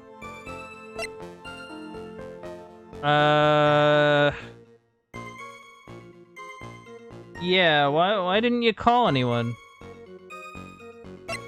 Why he went to the bridge makes sense.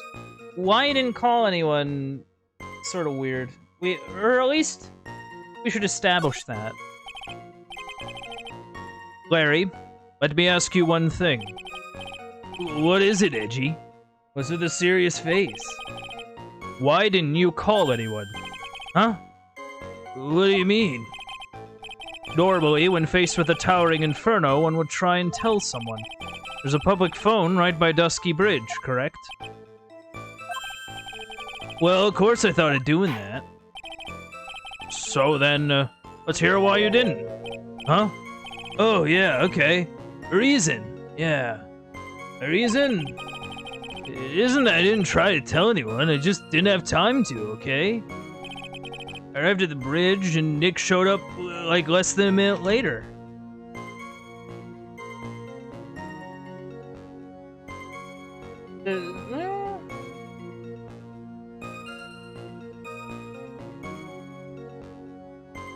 That seems odd. Because, like...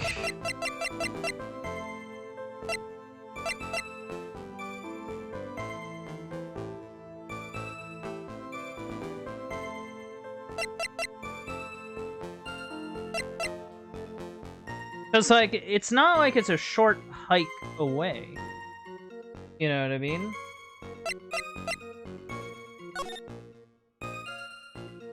Ten to approximately 11. Lightning struck at 10:45.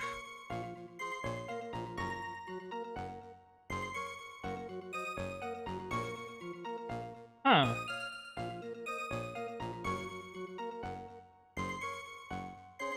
Yeah, something doesn't line up with the timing of this. Yeah. Your very existence being a contradiction. I'm not sure if you can grasp this or not. Hey, what the hey, Edgy? You make me sound like some sort of alien. But your testimony is conclusively contradictory. The problem here is time. Yeah, there's some sort of timing issue. Like, something doesn't add up. I've never been the best timekeeper, you know. 3 minutes after Billy leaves on foot, you follow him on your bicycle. How long does it take for you to catch up with him? Terrible at those.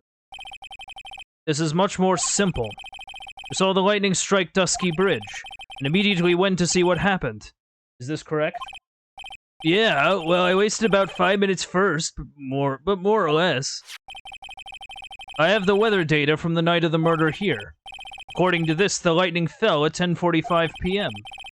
You say it takes less than 5 minutes from the shack to Dusky Bridge, meaning you probably got there around 11 p.m.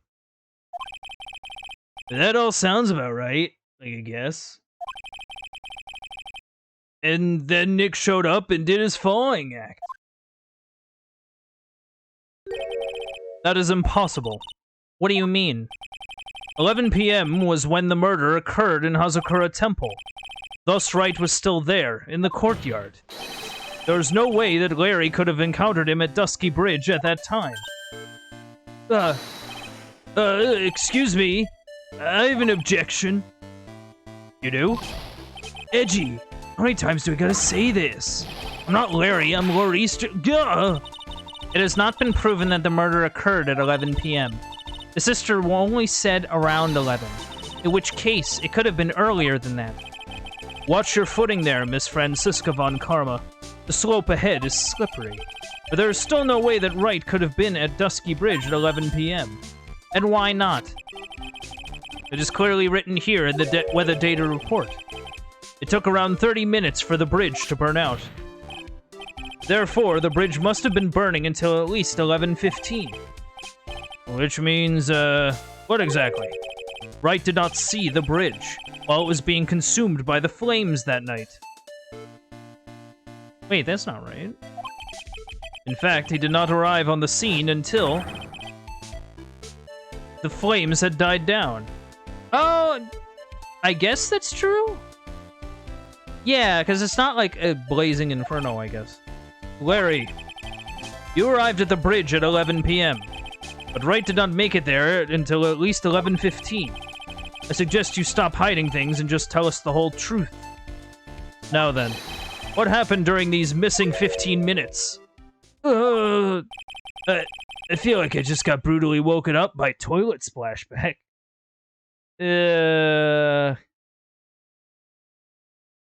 No. I guess I was still sleeping after all. Pinch me. Order! So there was a missing 15 minutes prior to meeting Phoenix Wright.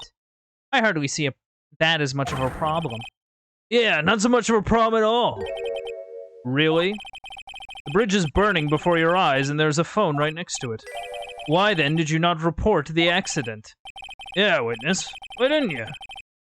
Were you there simply to watch the bridge burn? And therein lies the problem.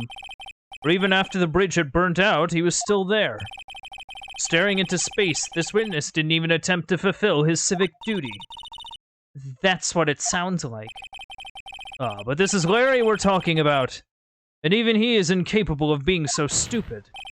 Which means there has to be a reason for his inaction. Edgy? I think it's about time I got serious with you, dude. Just as I thought. You've been playing with us all this time. Listen, I'm gonna tell you everything. You sure you want to hear it all?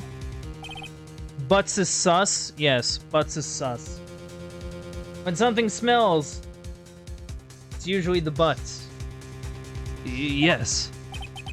I may really say it this time. Then say it. Dumb idiot. Ugh. Very well. I have a terribly bad feeling about this, however. Let's have the witness finally give us the whole truth. Now then, for this 15-minute gap, what were you doing, witness? What were you doing?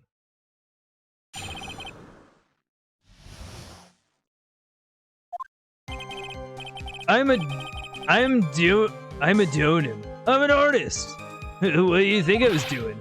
Sketching in front of the bridge. I was whipped up into a frenzy of art. The shock and awe that I was feeling. I transferred it all directly onto the page. Before I realized it, the flames had gone out, and then he came running. Man. I suppose artists can be strange folk. That's right. I'm going to sacrifice everything in order to draw the perfect sketch. Including the truth from the sounds of it. Mr. Edgeworth, has this removed the last of your doubt? Not at all, Your Honor. One very large doubt still remains. And what would that be? This is a surprisingly believable story, especially considering the source. So why did he think he needed to hide it from us until now? I intend to drag the reason out of him. You'll regret this, Edgy.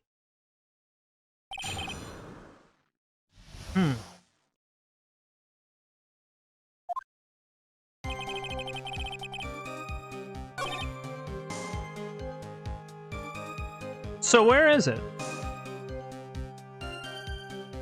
Like, do you have this sketch? Can we see it? Sketching the burning bridge. Burning bridge and everything that came with it. What? Came with it? You want to hear this from my lips, do you, Edgy? You'll regret this. That sketch of mine's go. Enough. Just take that ridiculous sketch of yours out already, witness. What are you talking about? I don't know what you mean. It does indeed appear to be the fastest solution. I'll leave it up to you, Mr. Edgeworth. What should I do? But a terrible feeling that the instant this sketch is revealed, the entire world may be changed by what is depicted there. Just look at the... Don't be so dramatic, Edgeworth.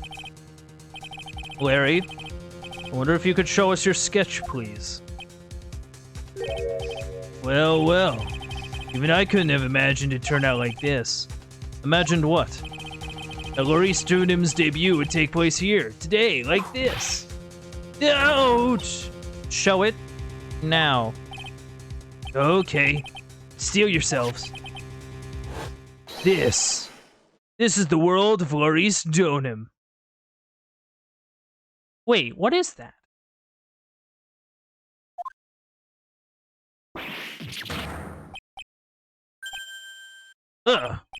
Well... This is Dusky Bridge, correct? Quite a large bridge, isn't it? A response, Miss Von Karma? Yes, well... It's a better drawing than I expected. Isn't it? Is it? Struggled to reproduce those flames, I really did. Yeah, I'm sure you did.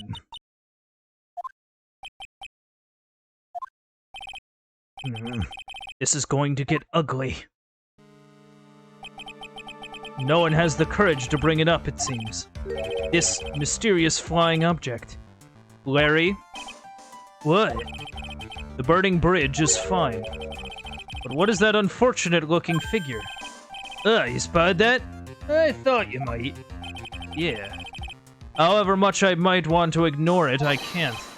It's Iris, of course, Iris. Wish she'd taken better care of herself. Such a plan for our future, you know. What would have happened to her if she had injured herself flying like that? Excuse me, what? Larry, please. Answer this next question honestly. Okay. Are you really claiming to have seen this? Are you claiming to have seen the silhouette of the defendant flying over a bridge that was engulfed in flames? Yep, that's what I saw. That's why I drew it. I'm an artist. Real artist. Are you high? The girl, she's really high up in this picture. Okay, that's really funny. Are you high? No, the girl, she's really high up in this picture. That's what we meant. Leave us alone, Japanese rating system. This is really good.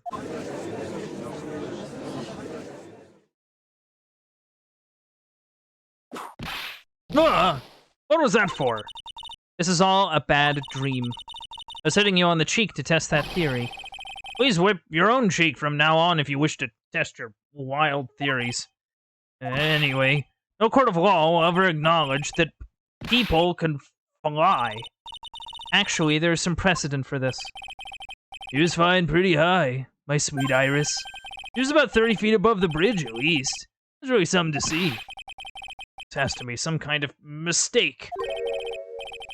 Mr. Edgeworth, please bring the witness back down to Earth. What? Me? This witness is your friend, is he not? Accessory to foolishness, Miles Edgeworth. Let us get back to the cross-examination. By force, if necessary. Mr. Edgeworth, I expect you to expose the obvious contradiction here. Yes, Your Honor. It's like I've got another reason to remember this moron. Well, what'd you think of my debut piece? Get that thing away from me.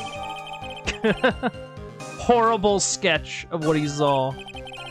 Now hurry up and cross-examine him.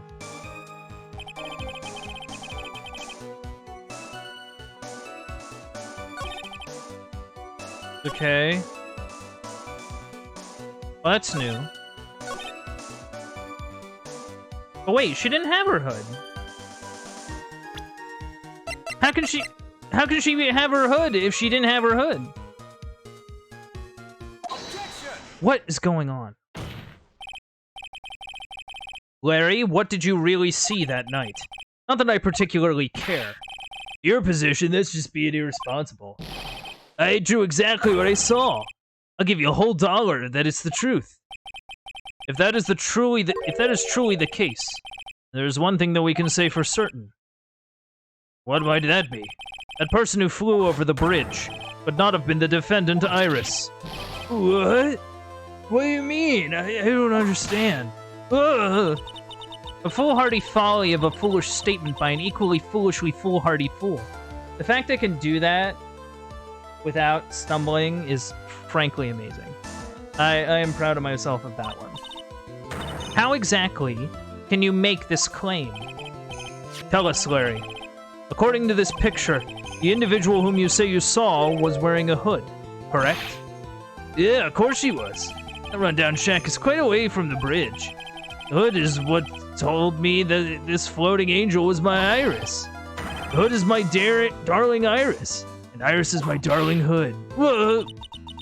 It seems there are bigger fools in this world than the one at the defense's bench. Larry, there's something you need to be made aware. On the night of the murder, Iris wasn't wearing her hood. She had given it to Wright as a gift. Are you going to change your story now? Perhaps suggest it was Wright who took flight. What are you talking about? I think you understand what I mean just fine. Why? Why did Nick have Iris's hood? What?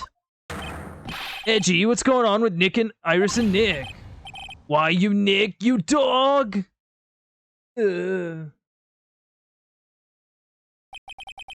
I do believe this unbelievably mysterious sketch is destined to disappear, discredited and discarded, straight into the garbage.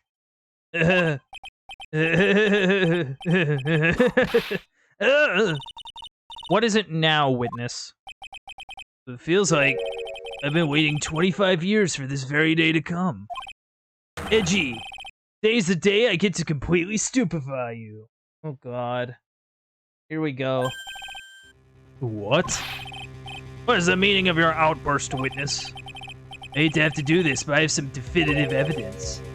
Definitive? Evidence? Iris did indeed come flying over the burning bridge, and I, Laurice Dunham, shall prove it. I didn't expect to ask this again, but we shall be needing your testimony once again. Tell us anything you know concerning the defendant as depicted in this sketch.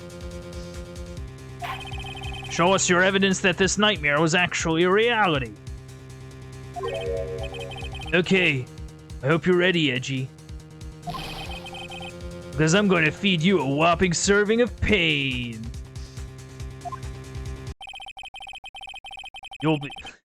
You've been serving us a whopping serving of pain this whole time. Trust me. Dang it, Butts.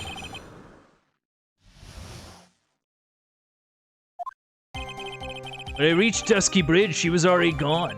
I was so worried, so I frantically searched all over for her. That led me to finding a beautiful crystal sphere, half buried in the snow. I'm sure that Iris was simply wearing a spare hood. After all, no one else could have lost a crystal sphere that night.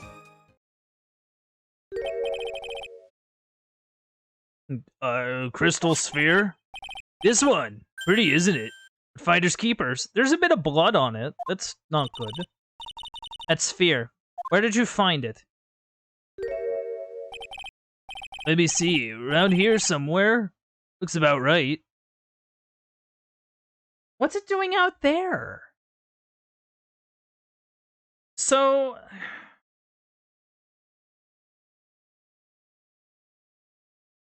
now I'm even kind of more confused. So someone...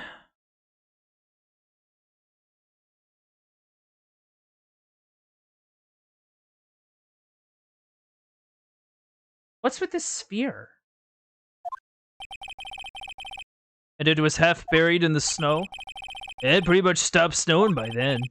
There was still some falling as I walked to the bridge. The court accepts this crystal sphere. That's mine, okay? I want it back afterward. There's something on it. Oh my. It's blood. What? Blood. I hope it's not Chris's blood. You ready, Edgy? By tomorrow morning, you'll be calling me Master Larry. Yeah, I like the sound of that. No one's gonna push me around anymore. Didn't you want to be called Laurice Dunham only a few minutes ago? Ugh. So we have a sphere now. That's cool. I was so worried, I frantically searched all over for her. Okay. That led me to finding a beautiful crystal sphere.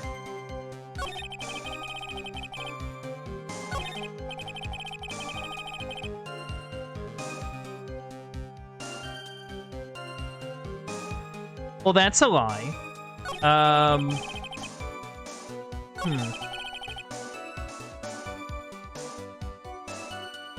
Yeah, because Elise...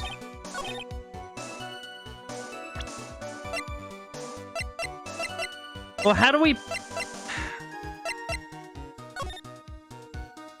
yeah, because Elise has this sphere as part of her staff. Right? But, like, do we present that or the staff? Or, like, literally anything else?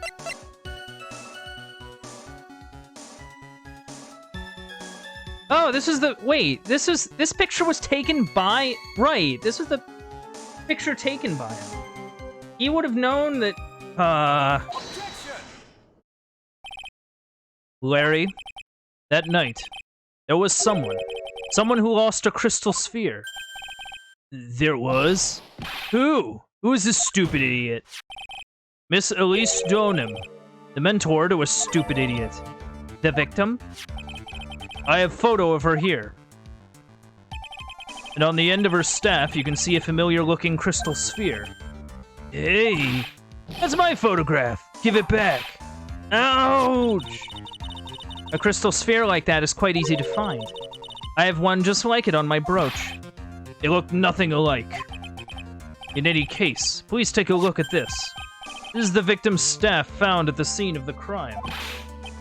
The crystal sphere is gone. What? What? Whoa! Just what does this mean? If anyone jumped or flew across the bridge that night, it certainly was not Iris. After all, she was not wearing her hood. More importantly, the crystal sphere was found at the landing site was not hers either.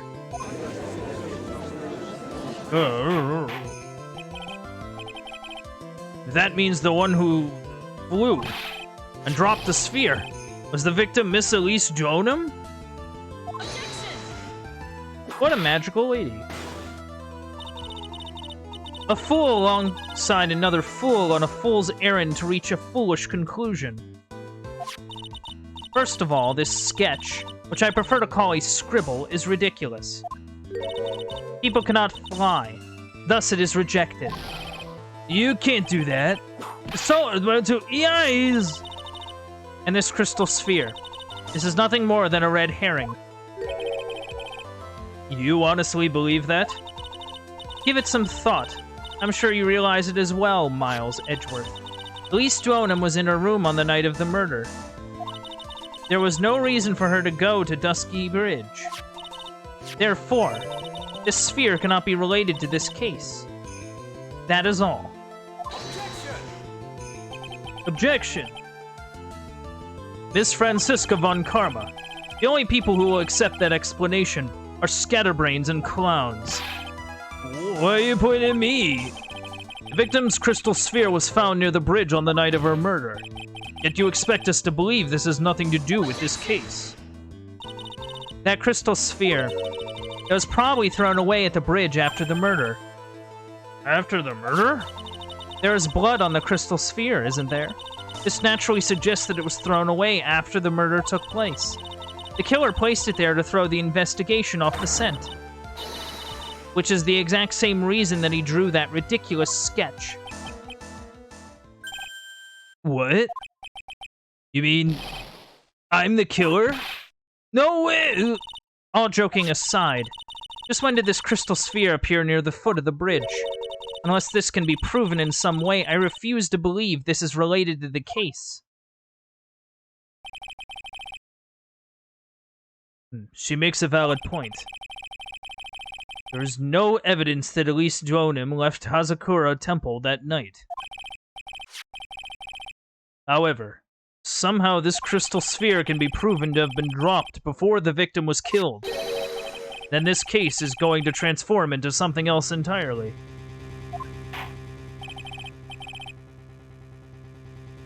Your response, Mr. Edgeworth? I want your final opinion on the disposition of this crystal sphere. If it is not related to the case, then this witness who you called will have been nothing more than a monumental waste of time.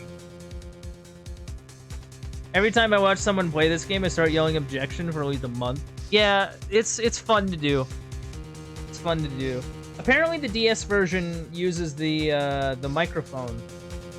You know, you can yell objection at it and it'll do a thing. Prepare yourself for some very appropriate punishment, Miles Edgeworth. Can I prove it? Can I prove that the crystal sphere was dropped before the murder took place? Yes, I can. Can I prove it? That isn't the issue. To simply prove it, that's the only option. That's what he'd do. That's the way Phoenix Wright would do this. Your Honor, allow me to prove something to you. I will prove that this crystal sphere is a vital link to solving this case. You'll do that? That look in your eyes. You remind me of Phoenix Wright when he is cornered. That should come as no surprise, because right now I am Phoenix Wright. I am indeed cornered. I order you to present your evidence, Mr. Edgeworth. Evidence that proves that the crystal sphere was indeed dropped before the murder.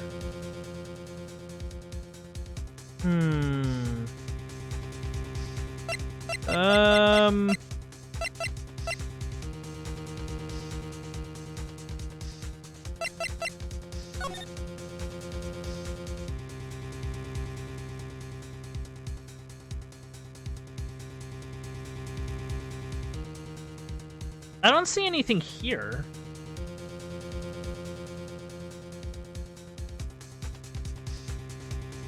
I don't know.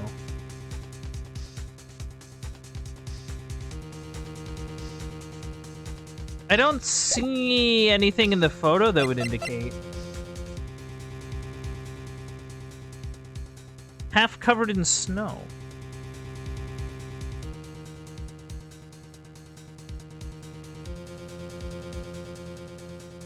So it stops snowing after the murder, essentially.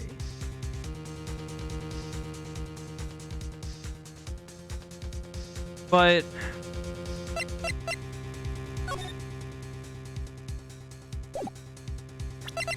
like that's the only things I can really think of.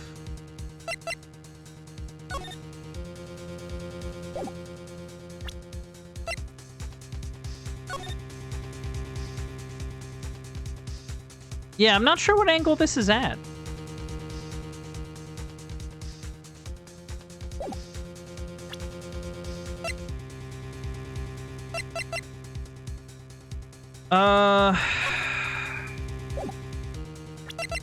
I feel like it's like in the group of stuff that we like just got.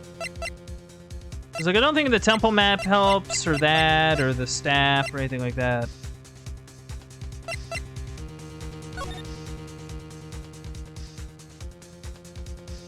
I don't know why I keep going back to this. This shows literally nothing. Like, because the staff would have been out of frame at this point. Right?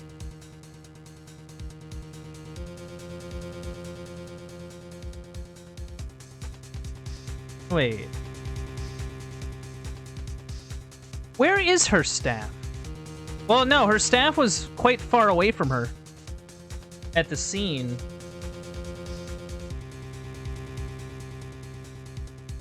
And the sphere wasn't with it.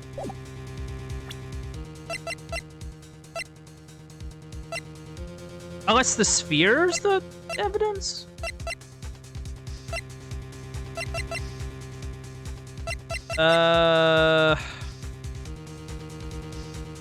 She would have died.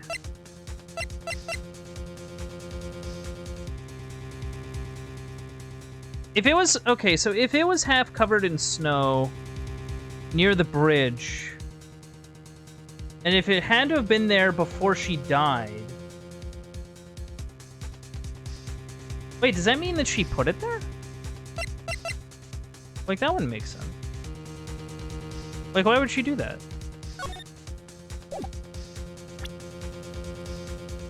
Like, this is the only thing I can think of.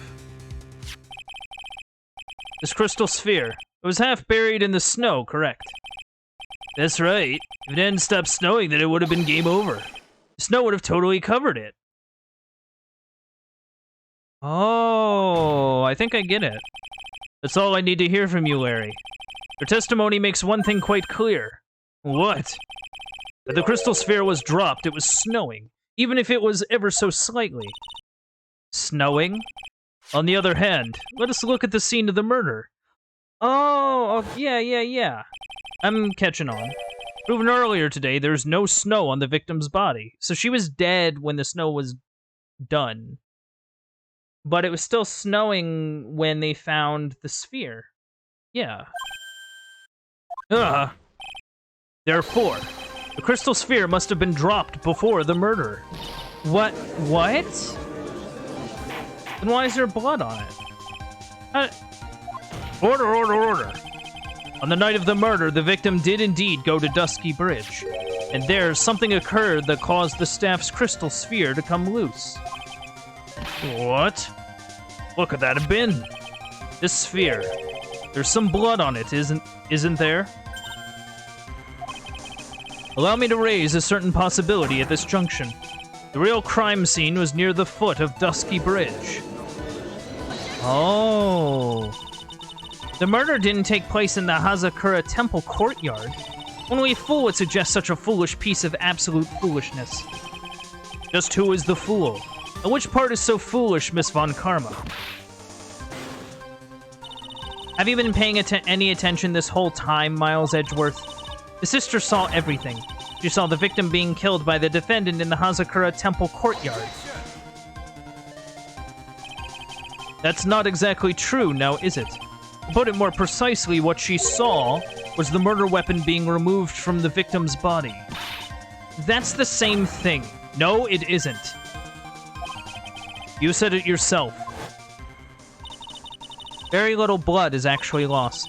At the moment of Blade's insertion, if you want to talk about when most blood would be lost from a body, that would be when the blade is removed. If that statement is the truth, then Dusky Bridge would very easily be the scene of the murder. The murder weapon was not removed, thus there was no bleeding.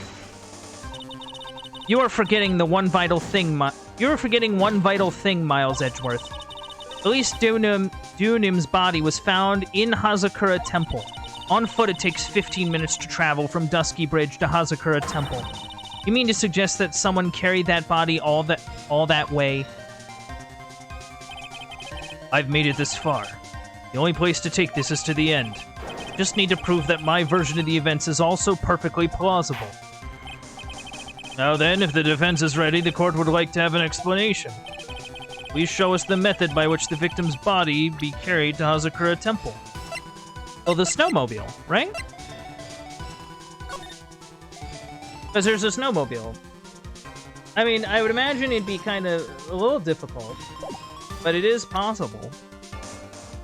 It is doable. On that snowy night, there's one way that a body could have been moved. The snowmobile. As we know, the snowmobile was used that night. It was explained as having been used to dispose of the murder weapon, but it could also have been used to carry a body. That would also explain why there's only one set of tracks. Actually, no, it wouldn't. This is completely unacceptable, Miles Edgeworth. You've dug yourself into your own grave. What do you mean? The only one who could have used the snowmobile was the defendant. She was the one who moved the body. Doesn't that put the final nail in your coffin? Huh. You're too late, Franziska Von Karma. In fact, the defense has proven something else entirely. We've shown that this case requires further investigation. What? Where was the victim Elise Durham really killed? If her body was moved, whatever for? And finally, just what does this image mean? Do you even need to think about that? Such a creature could never see the truth, let alone describe it. This witness certainly sits on one of the lowest possible branches of humanity. However, he would never utter a lie that could hurt a girl with whom he is enamored. You know, the fact that, the added fact that this is the last game in this kind of trilogy of games makes me feel like the devs just really did not like Larry's character. Like, they're just so done with him. You know what I mean? He drew this, so it is something that actually happened. The defense stands firm on this point. Like, they just wanted to lay in as much Larry insults as they, physically could. Edgy! Thank you. That settles it, then. I cannot give a verdict under these circumstances.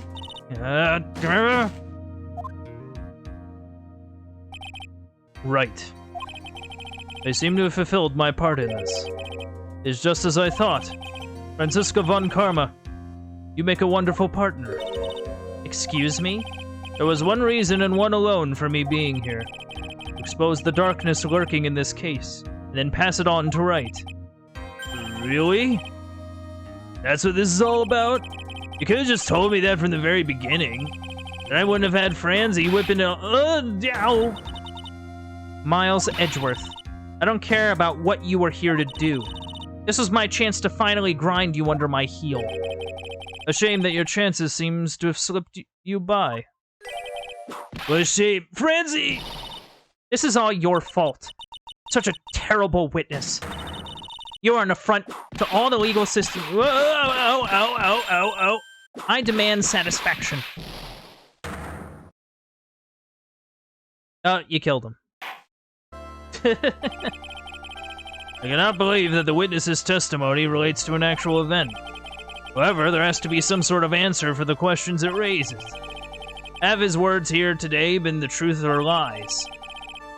Next time we gather in this courtroom, those are the matters that shall be addressed. I'm counting on thorough investigations by both the defense and the prosecution. And with this, the defense is up, rest is up to you. Right. Oh, so we do actually play as Wright at some point. That's cool. Court is now adjourned. To be continued. All right. I think that's gonna be. I think that's gonna be it for me tonight. Wow, what a just a crazy case. So it was very clear that she wasn't killed at where they found her. And, you know, just, oh, that was a roller coaster and a half, man. But yeah, we're gonna probably raid out to someone to give me a moment. Do do do do do do do do do do do. All right. But yeah, without further ado, I am gonna roll it over now to the aftermath. So what did we learn today? We learned that Butts is not a very good artist, or a very good witness in that matter. We also learned that, you know, that Edgeworth can actually make a pretty good defense attorney if he, like, really wanted to. We also learned that, you know, doppelgangers can really, you know, have you in a twist. Even if you're not especially sure if they're a doppelganger. Because, like, who knows who this Iris lady is. Anyway, thank you for coming out to the Uncle Bandit stream. If you enjoyed streams like this, don't be afraid to leave a follow. If you want to help support the stream, you can also sub and donate. Those things really help me out. If you want to keep up with any stream updates, like playthrough announcements or anything like that, you can check me out on Twitter at Uncle_Bandit. And if you want to check out any old playthroughs or keep up with any current playthroughs, you can head over to the Uncle Bandit stream archive over on YouTube.com. This has been it from me. This has been Phoenix Wright, Ace Attorney, Trials and Tribulations. And I hope to see you all next time.